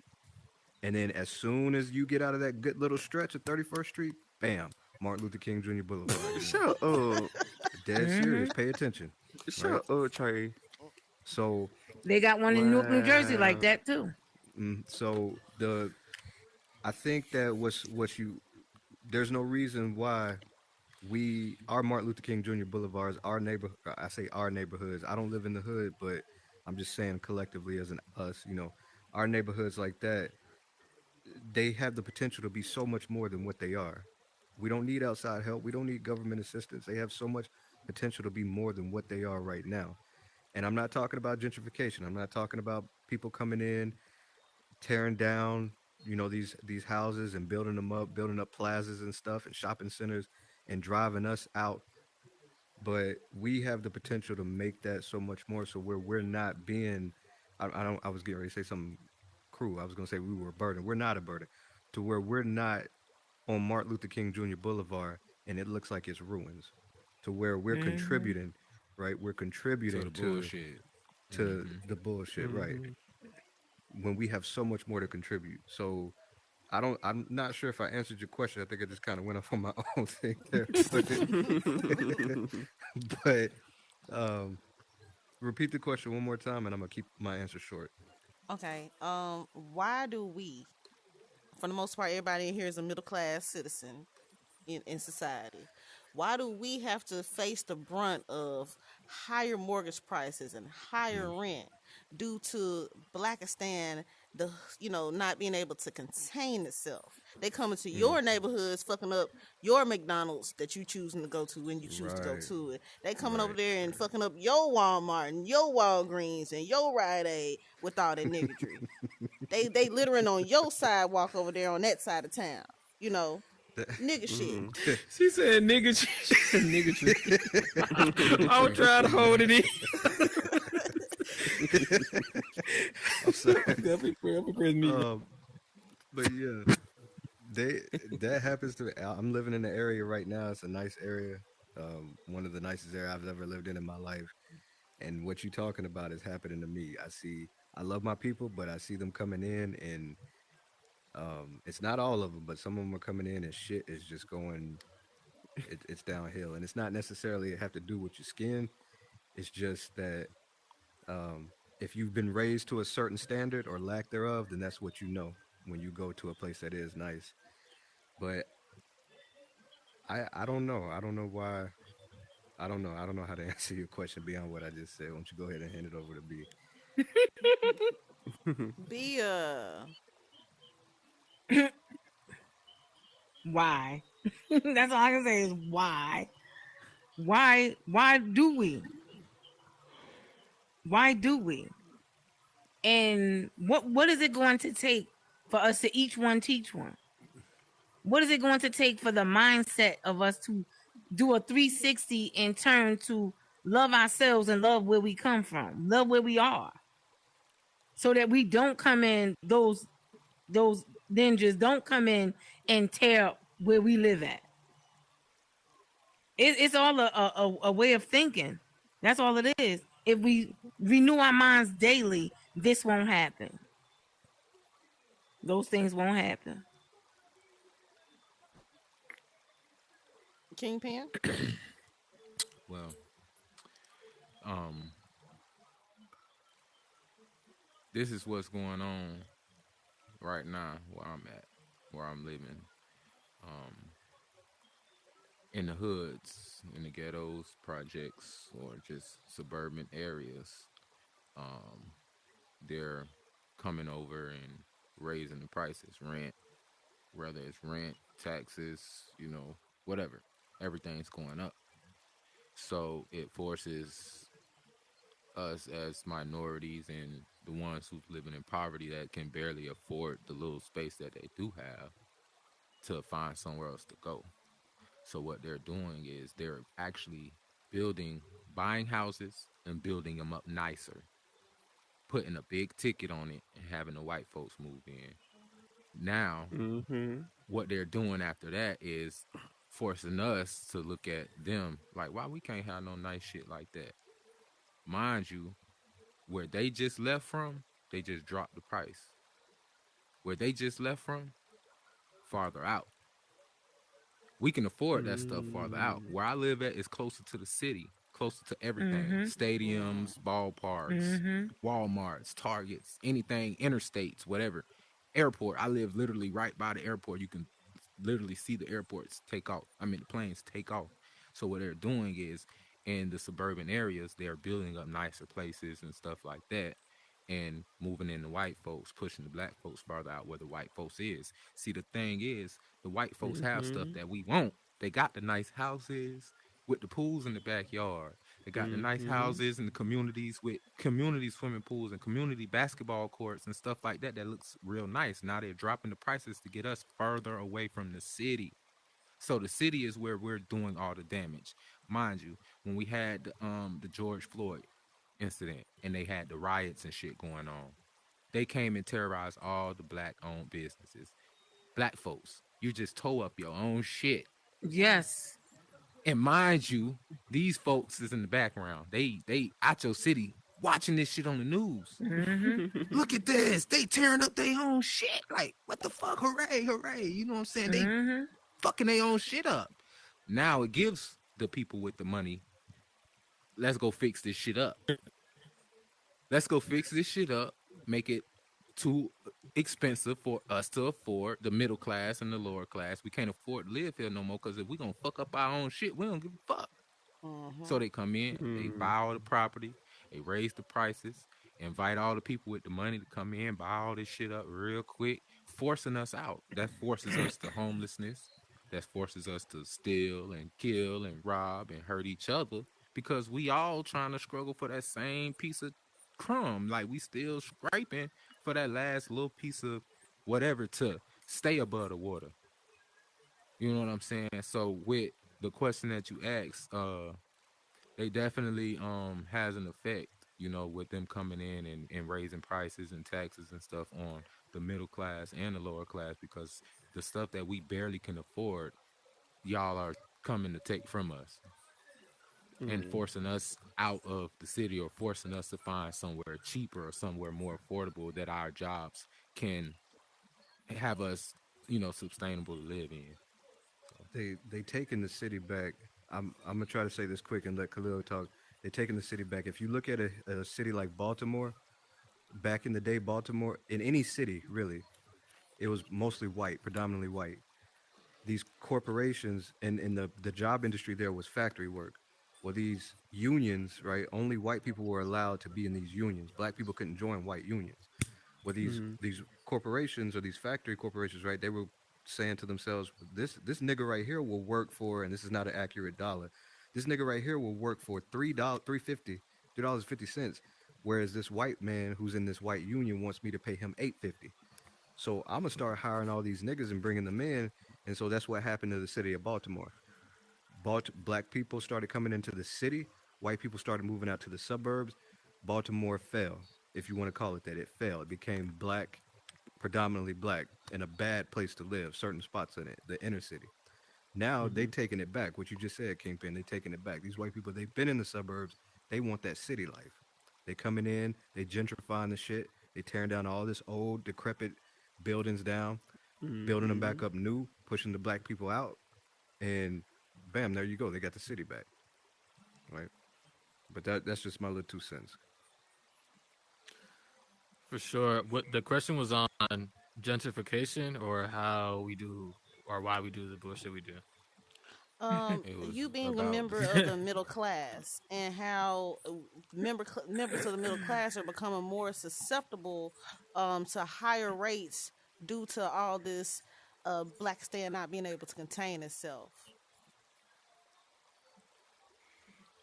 So me being a member, how do I feel about it? Like Right, right, everything right. going on. Why should you, as Uh, a tax-paying member, be susceptible to higher rates to all this niggery? well, in that case, that does lead. That is, I do think gentrification is like one of the main tools they're using to push that onto us. So I don't want to repeat everything they said, but he did a good breakdown of how gentrification works. They're going to buy up the property in our neighborhoods, force other races to force come us in out. Hmm. and force us out, and that's been on for a while, and it's still going on. It was It's real hitting bad, now. and It's hitting now. It's really hitting now because yeah, all the property is changing. You can see new houses and new everything. Benzes, BMWs, all types of stuff parked in the suburban neighborhoods. Now we like, who owns facts. this car? We sitting outside just to see a white folk come and jump in this car.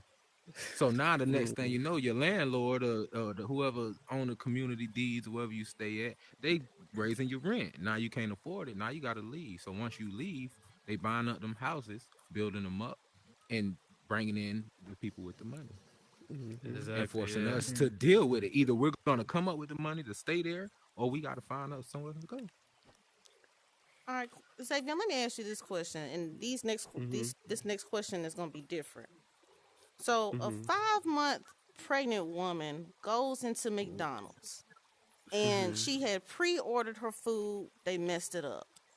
She goes in Mm-hmm. there, and they're willing to give her money back and just accommodate her because they give out wonderful customer service.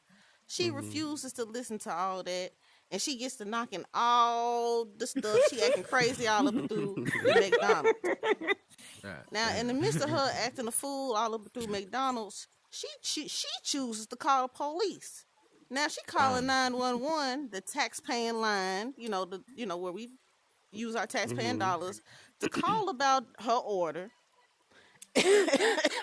Where is the honor in this behavior? And then in the midst of her leaving out the establishment, she gets on the Then counter she and gets still twerking. snitched. She twerking on the counter and stuff. Where is the honor in this behavior? Well, I point. blame that on social Yeah. media. I blame all Social that on media. social She trying to media. Yeah, be I was famous. yeah, just Social I was media just does have a telling big my husband. part. Yeah, I was just telling my husband and some friends of mine. I said, a lot of my daughter works at a security company where she does the hiring, and she like, I can't find nobody to work. So when no one works, she has to work. So I'm like, well, where the hell is everybody working at? You know, because everybody got bills. Everybody on social media being monetized on social media. Nobody Mm-hmm. wants to work a 9 to 5 or a real job Nope. anymore because everybody's a Instagram influencer or a Famous. TikTok Mm-hmm. influencer, Right. a Facebook Yup. influencer, a gaming influencer, some type of influencer now. So social media plays a big part on why people do what they do in the public because everybody now has a camera phone and everybody got their phone out. Now you done went viral because you done showed your black tail in McDonald's. Mm-hmm. And now you the Now they big thing paying you now. to Yeah. act a but Because they fool got we that now. Act a attention that fool. they looking but for. we supporting it though. Mm-hmm. Yes, We're we do. Yeah. supporting Mm-hmm. it. Yes, we Every time we do. pick up Yeah. that phone, And y'all look at it. And bro, as soon as I y'all don't watch I it, don't even I don't even do social media like that anymore. I've been taking breaks because I Mm-hmm. can't handle the pressure of seeing negative stuff, especially seeing our people showing up every time with some niggatry. Acting a fool, Like, shucking and jiving. Because yeah, they right. gotta get that attention. They Even the know this young lady another that was, way to get paid. even the young lady that was doing a yup. period, period, what was Oh she yeah. doing? Mocking black women, Yeah, And she what got they mocking black do, paid. women. That's true and though. they She That's got what she was entertain doing, it. paid. mocking Mm, black women They yeah. entertained it. and getting paid for it. and everybody laughing and chuckling. She mocking you. Right. Ain't nothing funny about it Yes. whatsoever. But we gotta do better. I think other coaches have it set out too, where when one of them does some bullshit, they have their own people check them, and like we Thank need to Yes. develop you. Yeah, we develop don't that check each for other. ourselves. We do need to start Yeah. checking each They other. bandwagon us Man, we and all of that we need stuff. B. She need to be our spokesperson. She need We she need to need go around no. She checking need to niggas. go up to somebody and be like, hey, bro, Hey, nah, Cut that out. cut it out, bro. I showed my husband a post yesterday on TikTok. This woman had over 6,500 views. And you know what she was doing on this video? She had on a little tank top. Now, this is an older woman. You can tell she was an older woman. She got on some panties. You could tell she had lost some weight because her stomach was sagging. And she dancing to cuff it. But 6,500 views. Like, come on. She It's the ain't easy doing way nothing out. to educate you, to bless you, to raise you, to do any. She making a fool out of herself. And y'all gave her 6,500 views. 6,500 likes. So where we They going honored wrong it at? though. In the They culture. honored it. Right. Right, it's the culture. Then shoot, let's talk about these women.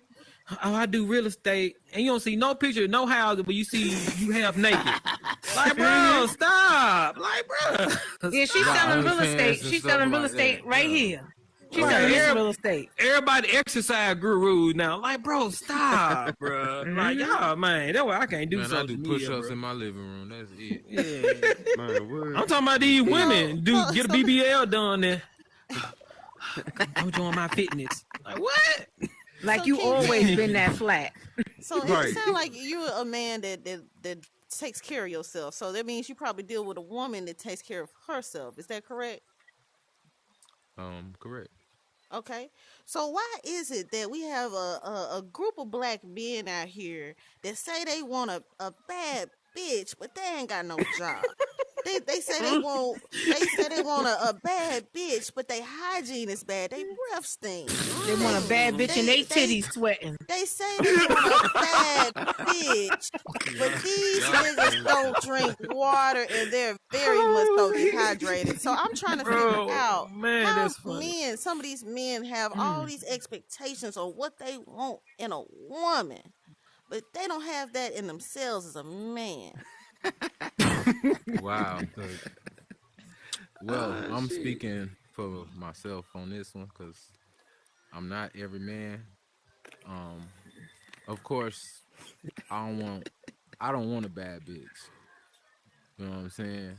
Or I don't want a bitch that's doing bad. You don't want a bitch at all. I don't want a bitch at Come all. on. You feel Come me? on. I like how he I reversed want this. to. Right, Right. You hear me? I want a woman that's doing whatever she got to do to get and have and obtain whatever she want in life. Come I don't on. want Her her doing it for handle. I don't want her doing it for nobody but her and her business. You feel me? Come on. At the end of the day, I'm on the other side of the fence. I'm bringing the table and everything on it just as well as she is. So it's more of a connection, not as far as what can you do for me or what I could do for you. We both can do for ourselves. So let's just put this together and marinate. You know what I'm saying? Let's Right. enjoy life. You feel me? I can contribute to something you might like, or I learn you, and then I can do surprises, stuff like that. That's all it really be. It shouldn't be. It should always be a reward because we already rewarded ourselves because we worked so hard to get what we have, and we're not gonna let nobody come in who does not have nothing to make it a burden on us. Because now, if I have to take care of you or pick you up all the time, or you know what I'm saying, you can't never maintain a job or this, that, and the third. Like it's more of a burden. So when you come to the table with the table, you ain't gotta worry about that.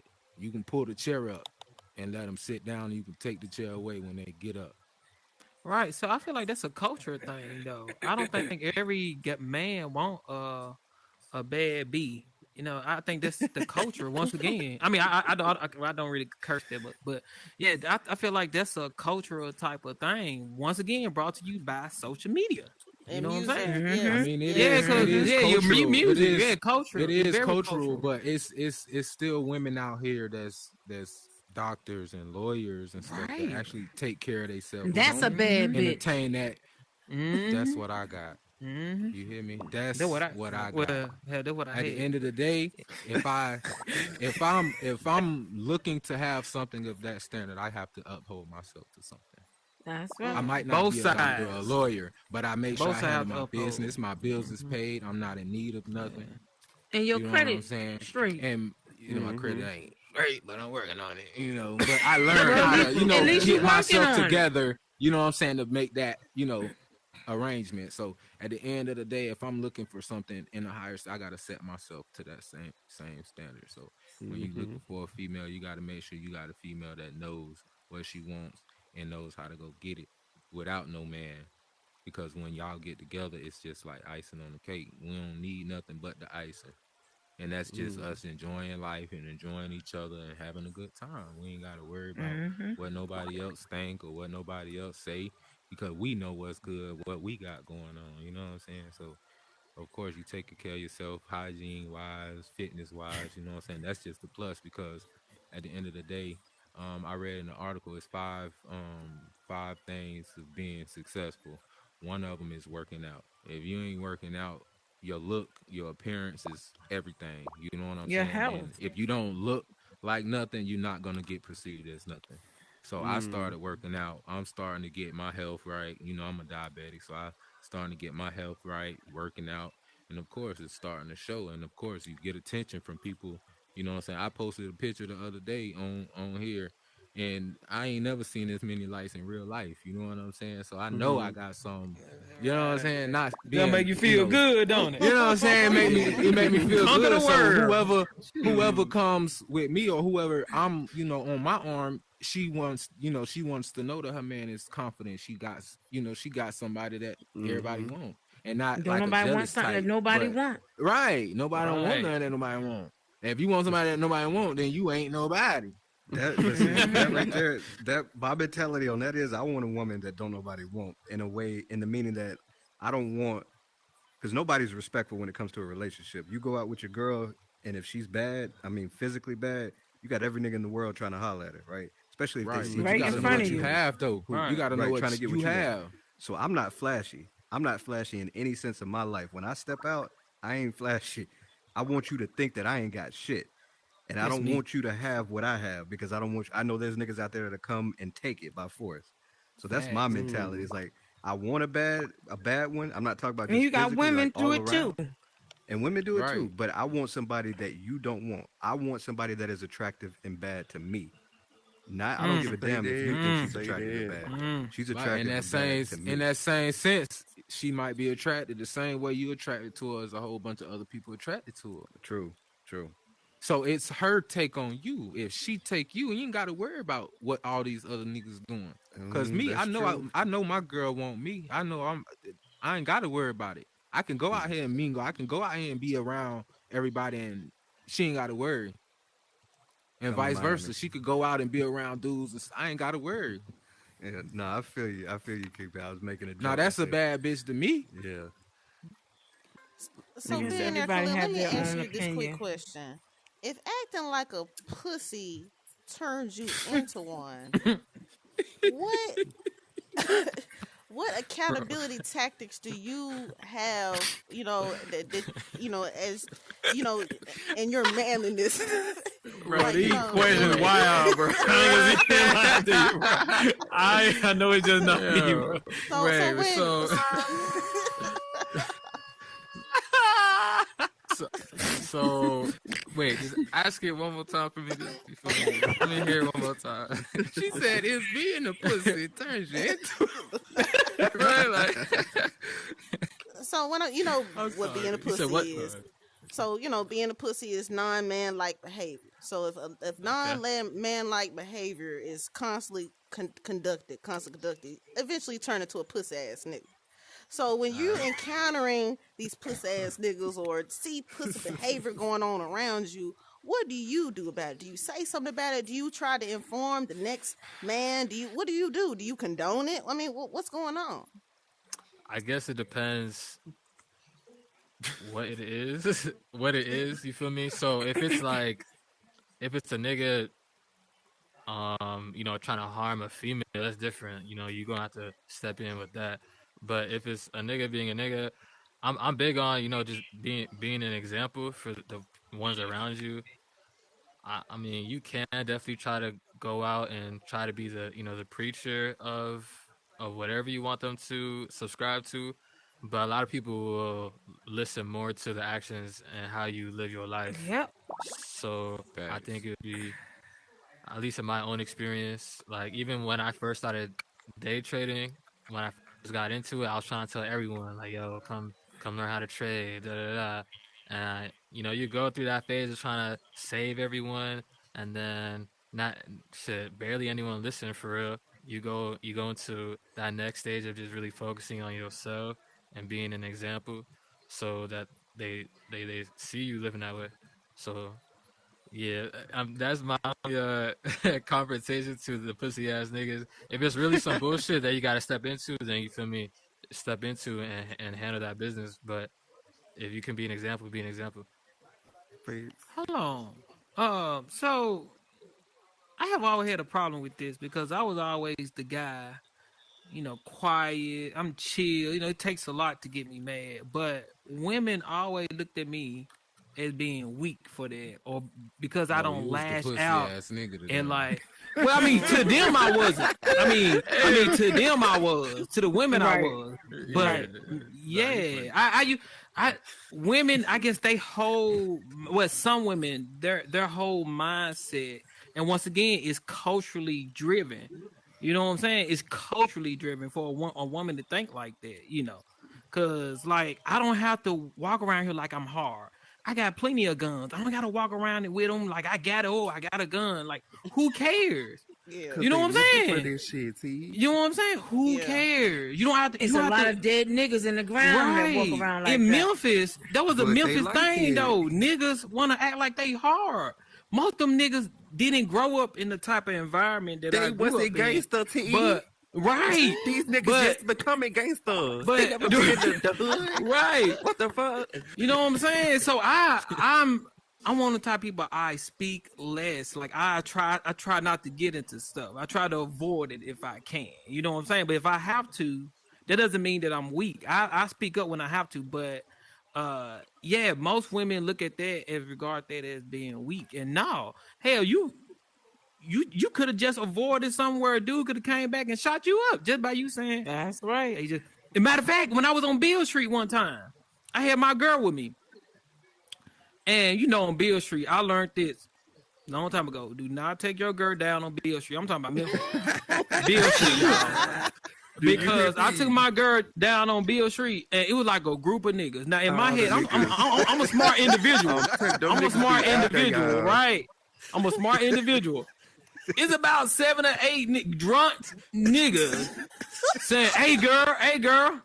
And I'm telling my girl, look, don't say nothing, cause Nip that shit I'm in the gonna be the bud. one getting jumped, and you're gonna be like, oh, my baby. Like, nah. So you just gotta know when to be quiet and when to, you know what I'm saying? Nah, Right. Cause fuck like, that. them niggas could have got down on me real quick. Nah, Yeah, we T, they get gon' down. You know- Nah, fuck that. We get What- down. It would have been a whole group. I'm like Trey. I'm like you. I'm Niggas quiet. around. I'm Mhm. quiet. Women have never thought of me as weak. It was just always Mhm. mysterious, right? I'm the type of nigga. Right. I'm quoting what's his name, FDR here. Speak softly, carry a big ass motherfucking stick. That's me. All right. Now you want to get down, we can get down. But I'm not. I ain't the type that's loud and obnoxious and shit. I'm kind of like you. I'm quiet. I'm reserved. I stay to myself. But in that situation, shit, nigga, if that nigga can bleed, No, you gonna shit, get we gonna booked. get down. I Nigga, mean, you know what I mean? in reality 7, 8 though, niggas, Trey. at 7 or 8 niggas, you not Be gonna win. realistic. It And ain't in about winning. Memphis, You better risk in it Give you Memphis, something to all. remember me by. All you Trey. need is no, get in one. Memphis though, how many niggas done Get died? all them. How many niggas done died? Either saying something back to them niggas. Then I You know die. what I'm saying? It's just them verbally you just gonna saying die- something you back to gonna them die You with gonna niggas. risk it So, for her, though, Trey? Nah, Come on bro. now. Hell, So oh, I for love her, life no, too not much. for her. Hey, Terry, Not for Terry, her. But I'm Me. saying that's the reason why you Yeah. doing it, though. For This me, for your yes. girl, you to take up for her, but you finna risk it all and say something to a group of 7, 8 niggas just to get killed. You ain't got to be hard to Yeah. pull the triggers, eh? Yeah. You don't have to, but I'm saying, why does it have to lead to that? My Oh, it point don't is catch you I just agree. be like I T, agree. just I'm fucking. not I'm say telling a shit. joke. I'm Keep it joking right now. I'm just serious. into the conversation. I'm like, damn. I'm sorry. I might be able to take 2, but I know that ain't gonna end well. Right? It ain't gonna end well. I'm gonna take 2. No doubt about that. But it's gonna end badly for me. I'm making a joke, but Yeah, I'm yeah. like you. I'm like you when it comes to that quiet shit. I just never been perceived as by women as weak. It was always mysterious, or I ain't gonna do this because I'm afraid of what you gonna do. I don't know what you gonna do. You just too quiet. You know what I mean? So that's Them folks, they like you crazy or something. You don't say much. Right. You gonna pop out someday. we all got that in us, regardless if you the Facts. type the confrontational type or you the more reserved type. We all got that little bit of craziness in you. And I used to say, Right. don't think that your level of craziness will ever match mine. I don't want to go to prison. I can't. I'm no offense to anybody who does this willingly, but I can't see myself taking dick. All right. All right. I ain't gonna make it in prison. I'm just Hey, letting you know look. right now, I ain't gonna make it. Right, fact. All right, You so might, that's you why gonna have to I take back me. off. Yeah, you have to kill That's me. why I back out. For real. Dying, everybody dies. We all die, and if I die, it's Right. my day. But I ain't Right. taking dick in prison. No offense. Oh no. I'm not doing it. Dick said he ain't being nobody He said girlfriend. he ain't taking no Okay. dick. No, I don't mean no anti, homosexual rhetoric or nothing like that. But I ain't doing it. I won't last. I'm too pretty. All right? feel you, All right, I got a bro. couple more questions before we wrap this up. Just a couple more.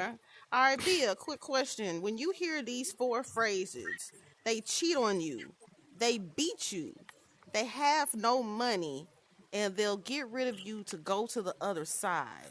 In representation of black men, how is that hitting your soul? Fuck no. Ooh. Okay.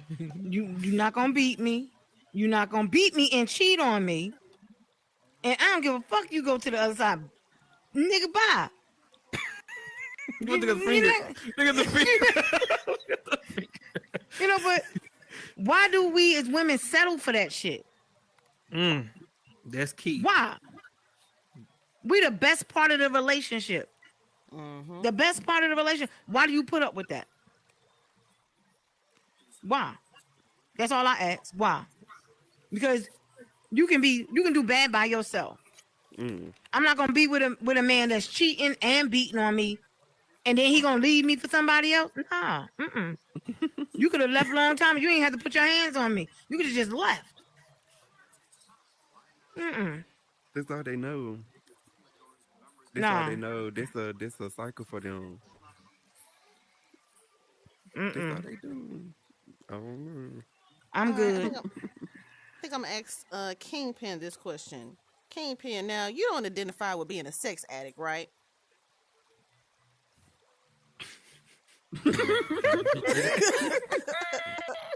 He like what? Right. Sex Good addict? question. All right, okay. Do you or do you not identify with being a sex addict? Yeah. You do? I identify what it is. No. Do Are you identify you as a sex addict? Kingpin 813? The The sex addict. I ain't gonna lie. I'm in the game. You hear me? He in the game. Sports. So I asked this Yeah. question because we're in a society where we're hypersexuality, hypercrime activity, and in the midst of hypersexuality, hypercrime activity, which leads to a whole bunch of men, niggas going to jail, and then possibly, homosexual activity is taking place. So, which is adding to the toxicity of which equals to Blackistan. Okay. So, with that being said, hold on, let me get to what is the. So you said you don't or you do identify with being a sex addict? Yeah. He in the You game. gotta have it. He do. He in the game. I know where she going, so I just Okay. want to Okay. hear her ask the question so I can give my take on it. So what prevents you from I don't want to say what prevents you from going to, not you per se. I don't want to ask you that question. From going to the other side, when we're living in this hypersexual Oh, activity that's and what not, the other side you meant? yeah. No, no, no. In that question, other side, I'm talking about black men going to white women. That other Oh, okay, side. okay. But Oh, it okay. is a group of black men that's going to white women and other men, and still Mm-hmm. dabbling and, playing with the Mhm. pH balance of black women. Mm. On that Mhm. note, And I'm trying to Mhm. understand, and I'm asking you these questions, is because I'm trying to understand, where is this playing both sides coming? Is sex that important where you gotta you gotta be over here and over there? I mean, Yup. where is the self discipline at? Where is So that at? Ain't none. so with me, I got self discipline because when you with a woman and that woman, that's who you're addicted to. It's not the sex. You just love pleasing your woman, and as long as she's happy, that's what it is. Now, on the other hand, I don't know nothing about that because I never go that way. Let's say I so happen to go to jail. I'm not gonna crave another man because I'm not getting sex. That's not what it is. But I have an addiction to pleasing a woman, if that makes any sense. Hmm. I like how you flipped it. Yeah.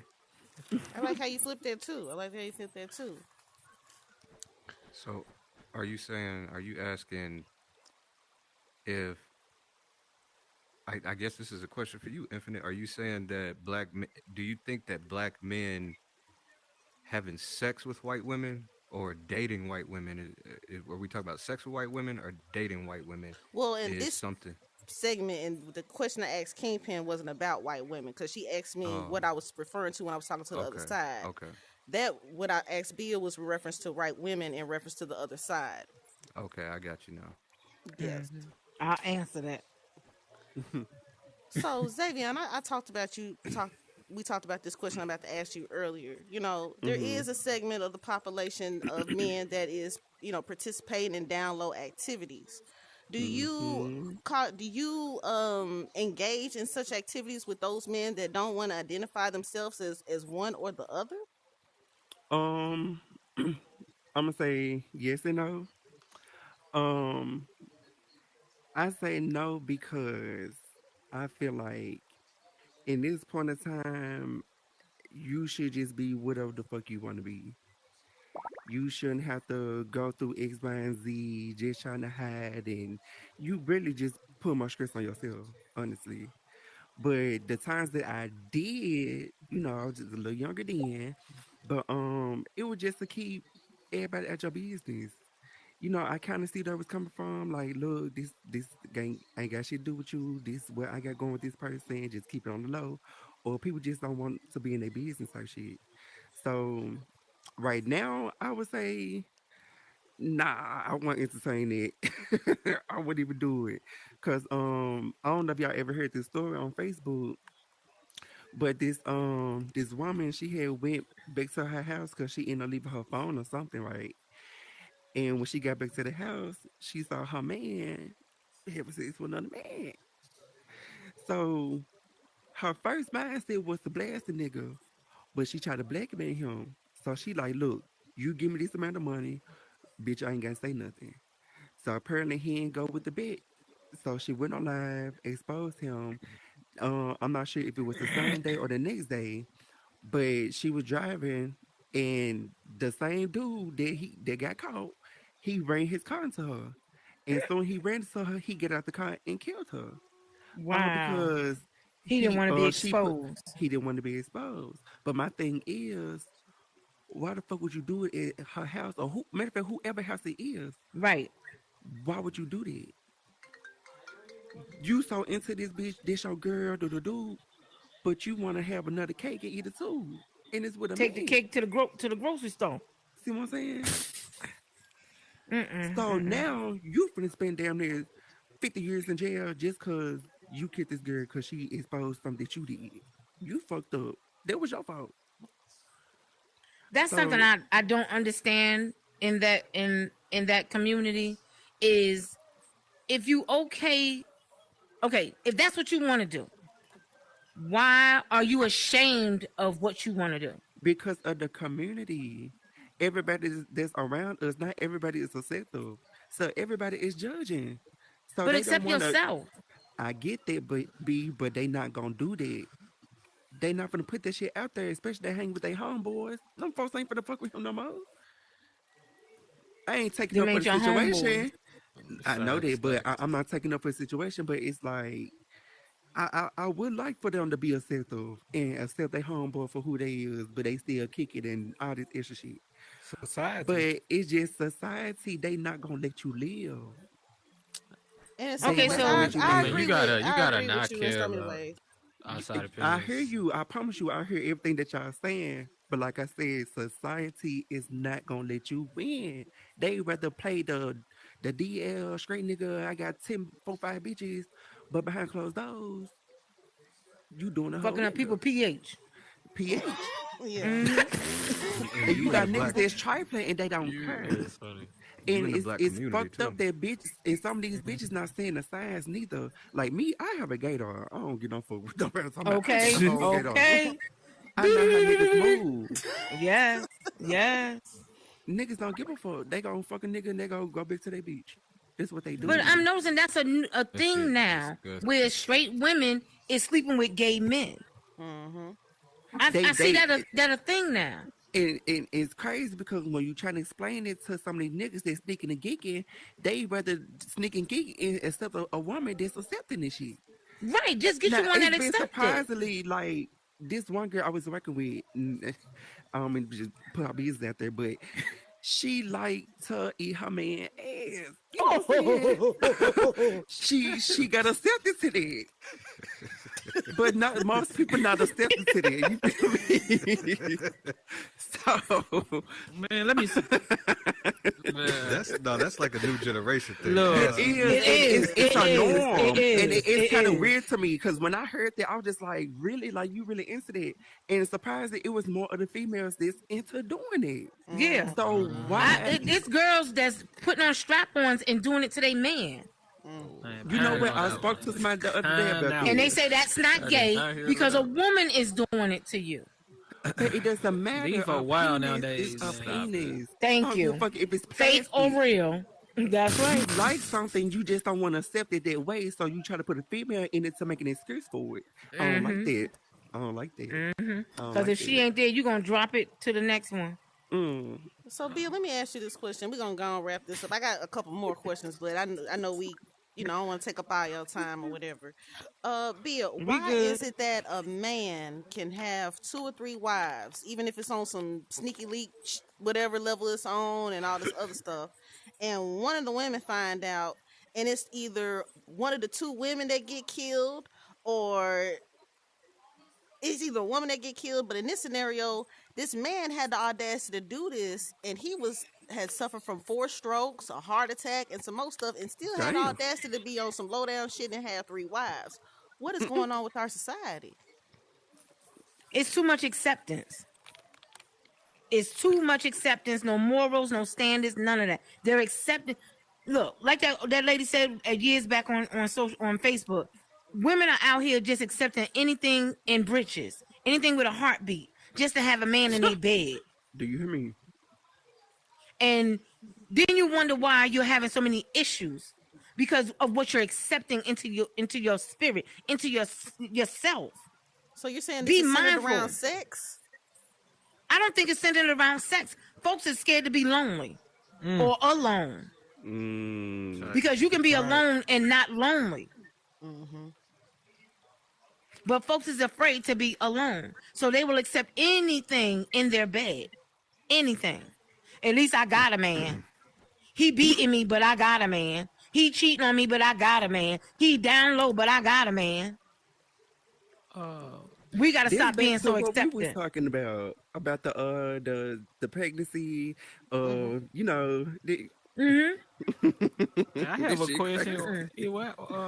It's a lot of the questions been like I think more aimed towards black males than anything. Well, we only got one black Like, woman in here. So, Well, we got to you and me. Yeah, yeah. I'm like, damn, like, but it's just like all the questions just like blackmail this, blackmail this. I'm not, I know, of course, And y'all are the males, we leaders are of the community. the leaders. And, No, we yeah. are, Fact. we are. They But supposed to man, be the leaders. A lot of them are not yeah. He leading. said, but man. I'm like, but dang, man, he's like everything blackmail. I'm like, dang, let me look and see. But Well, aren't you black? Aren't you black? but it takes awareness to all these issues first, but I do think the convos around us gotta change too. I feel like people might get stuck in talking about all the bullshit that's going on with black males or just black society period, but they're not talking about what we doing. Like I'm pretty Come sure everyone on. at this table has something going for themselves here, and niggas don't really speak about that type of shit. So it all starts with the language on how we speak about ourselves. My boy throwing. My boy Right? throwing- No, it does. I'm 'cause out here, I- so I'm not saying that though the questions she been asking her, we know that's going on. I'm not saying that stuff not going on, but I feel like once again, social media and culturally that was presented to everybody. So they get programmed in everybody's head. So they think that's the only thing out there. Because I know plenty that just like all my friends are married. All my friends, 10 years plus in, and ain't none of my friends ever talked about cheating. They marry young, still married. You know what I'm But saying? see, I we didn't have gotta them type of understand friends. also You know. too. You don't know what going in their house, so you don't know what go in their minds. No, They I may do. think about it, Because but I'm never real spoke close about to it. him. No, I'm not But real close to him. I know. I look. I hang around regular males that shoot the stuff on a daily. So I know the niggas that are doing the stuff. You know what I'm saying? I'm like, man, bro, I don't think you need to be doing that. You got a wife home, and I know the males that aren't doing it. So I'm saying it's a lot of males that aren't doing the BS stuff. I just feel like more of the bad stuff get brought to light more than the good stuff. well, Yeah. Now that's that's fact. That's life. with life. Yeah, yeah, Yeah, yeah, that's yeah, life. yeah. Yeah, no, It's I'm it's just easier saying. to pronounce the bad than acknowledge the good. Yes, Right. there are a lot of good black men out here. I married one. So there are a lot of good black men out here. But Yes, sir.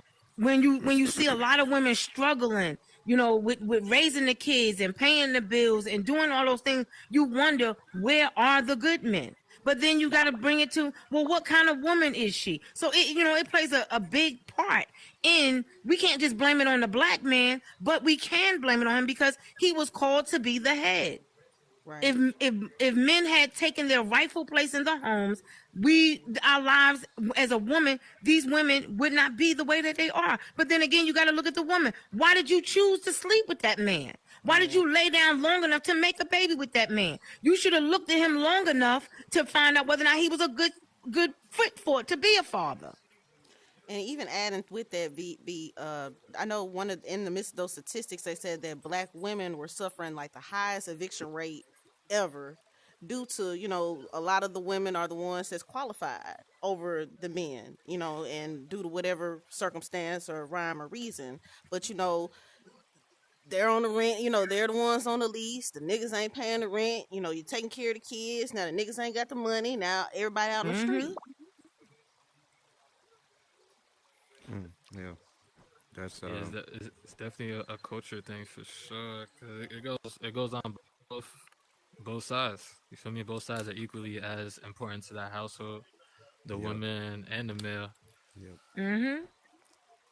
And when you know the history of why a lot of these black men, some black men ain't shit, right? We know that. You hear Yeah. black women say it all the time. We know that. But when you hear the history of a lot of these men, ethnicity aside, a lot of these men going off to war, a lot of these men, okay, bringing ethnicity back into it, a lot of these black men getting arrested for, a gram of crack cocaine, and meanwhile, these non-black people get arrested with a shitload of cocaine and they getting slaps on the wrist. Where our black men, we getting arrested for these minimal amounts of drugs. Yes, they're drugs And and you they're getting bad, all life in right, prison. and you getting life in prison. So now that woman becomes the head of the household, and she ain't used to seeing that. She's used to seeing her mother.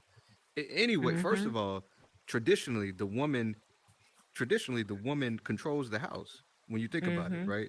The man is at work. He's earning the money. He's bringing home the dough. Traditionally speaking, and that woman, that's her house. She Yep. controls what goes on in that house. So That's you talking clear. about who's being the lead, who's being the head? We're naturally lead black men naturally supposed to be the head and the leaders. Okay, to a certain extent. Like you said, everybody has to play their part traditionally, right? But when you see how we're in prison and certain women have to step up and do, what I guess a man is traditionally supposed to do, then yeah, that brings a lot of strife on that woman. It brings a lot of strife on that household.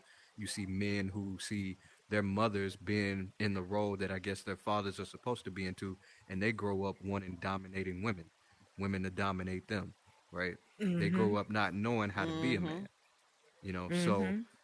but that's just one aspect of it. Another aspect of it is you dealing with a nigga who ain't shit. And if the only thing you know as a black woman is niggas that ain't shit, Hmm. then that becomes your perspective. Mm. Niggas ain't Yep. shit. Mm-hmm. I'm sorry. I am so sorry that the only type of nigga you know is a nigga that ain't shit. Mm-hmm. You know? I said this to my son's girlfriend and to my son one day. I have my oldest son, he's 35.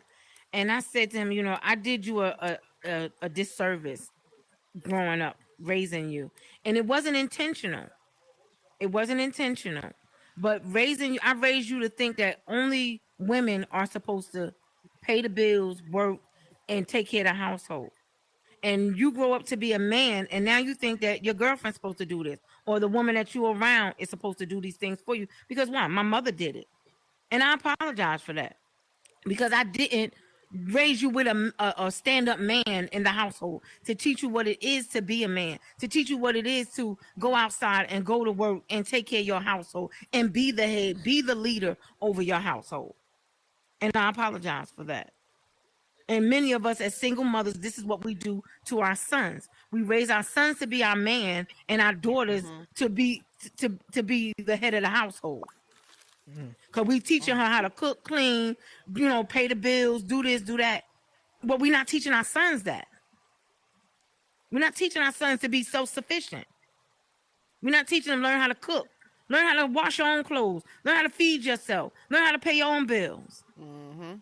So that you don't have to lean on other people to do it for you. Because one thing I know is when somebody else has to do it for you, they will mistreat you. Hmm. All right. With all that being said, we're gonna go ahead and go on with our closing remarks.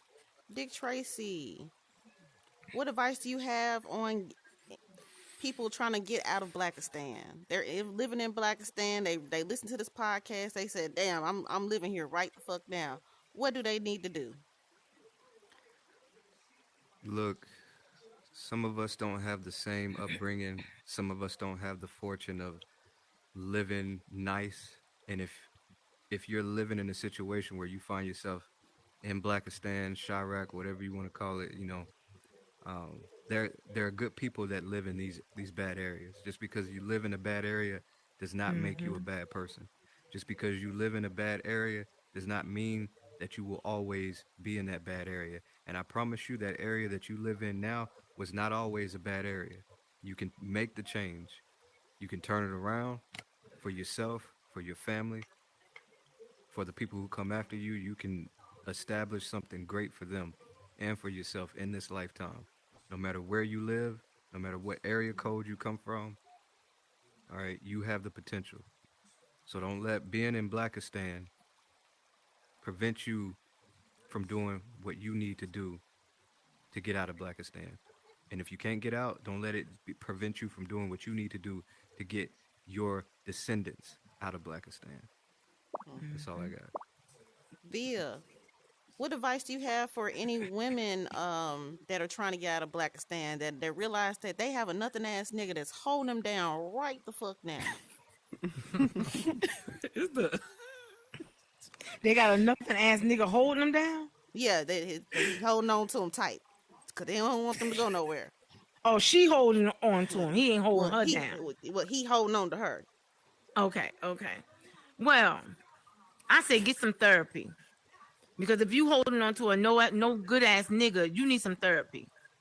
You got abandonment issues. Go and get you some therapy and heal yourself first. So you can let go of that weight that's holding you down, that's weighing you down. And you can get out of Blackistan. You can. Find you somebody that you can connect with, that can pour into you and breathe life into you, so that you can grow. You can take those nuggets that they give you and build your stepping stones and climb out. You can do it. Kingpin. Now, as a father, what advice do you have for other men that are trying to raise their son and preventing them to getting attached to these other niggas that's in Blackistan? Um, Stay focused. It's always barriers. It's always complications, and always things that's gonna prevent you from being, 100% there for your kids. But just know that the time that you do spend with them kids, they gonna remember that. So just stay focused. Never stop loving them kids, and they gonna remember at the end of the day that you was always there for them. Billionaire Khalil, what advice do you have towards people that are dealing with people in Blackistan? They pocket watching out here. They watching you collect these billions. You got $1 billion ideas. What advice you got them give them? Uh, to just focus on yourself. And if you do find yourself in that situation of being in Blackistan, I would first focus on healing yourself if you do need healing. And you most likely do. I think everyone does to some extent. And focus on who you're surrounding yourself with, the people, your 3 closest friends, and the environment that you in. If you're in a bad environment and you're trying to get to that next level, like if you have a favorite car, go to the Lambo dealership and sit in that car and give yourself that experience. Start pouring rich experiences into yourself and the stuff that you actually want to do in life, and get your mindset used to seeing nice things, because you really might not be used to it. When I first had my first Lambo and rode in a Lambo, like, it was weird at first sitting in it. Like, when you come up from nothing, you feel me, used to it. So just get your mind used to it, and if you want better, um, it's out there for sure. But you do got to put yourself in that area, in that position. All right, Xavion, what advice do you have for people out here that are struggling to be in their truth and dealing with these Blackistanians? I say don't fall for the system. Find your own way out. Collect your coins. Don't fuck with these niggas that's out here. Fuck with these bitches because it's not worth it. They out here killing motherfuckers. And bitch, you got a whole lot to live, so don't even fall for this shit. It ain't worth it. Keep your head up and shit. Get out the situation. To Ray. I have a message from this late pastor in Memphis. Get dope out your hands and hope in your brain. You'll never get nowhere smoking the pipe. Never. You want to get your lesson out and want to be smart in school? Get rid of the drugs. Get away from the in crowd. Get close to God. Y'all probably remember this commercial. You from Memphis? I'm old. But get close to God. So And my final advice will be start taking pride in yourself. Stop taking pride in the dumb shit. I'm so sick of females out here taking pride in being the 5th baby mama, the 6th baby mama. Start taking pride in being number 1. Love yourself. Amen. Mm. And with that being said, you all have a blessed night. And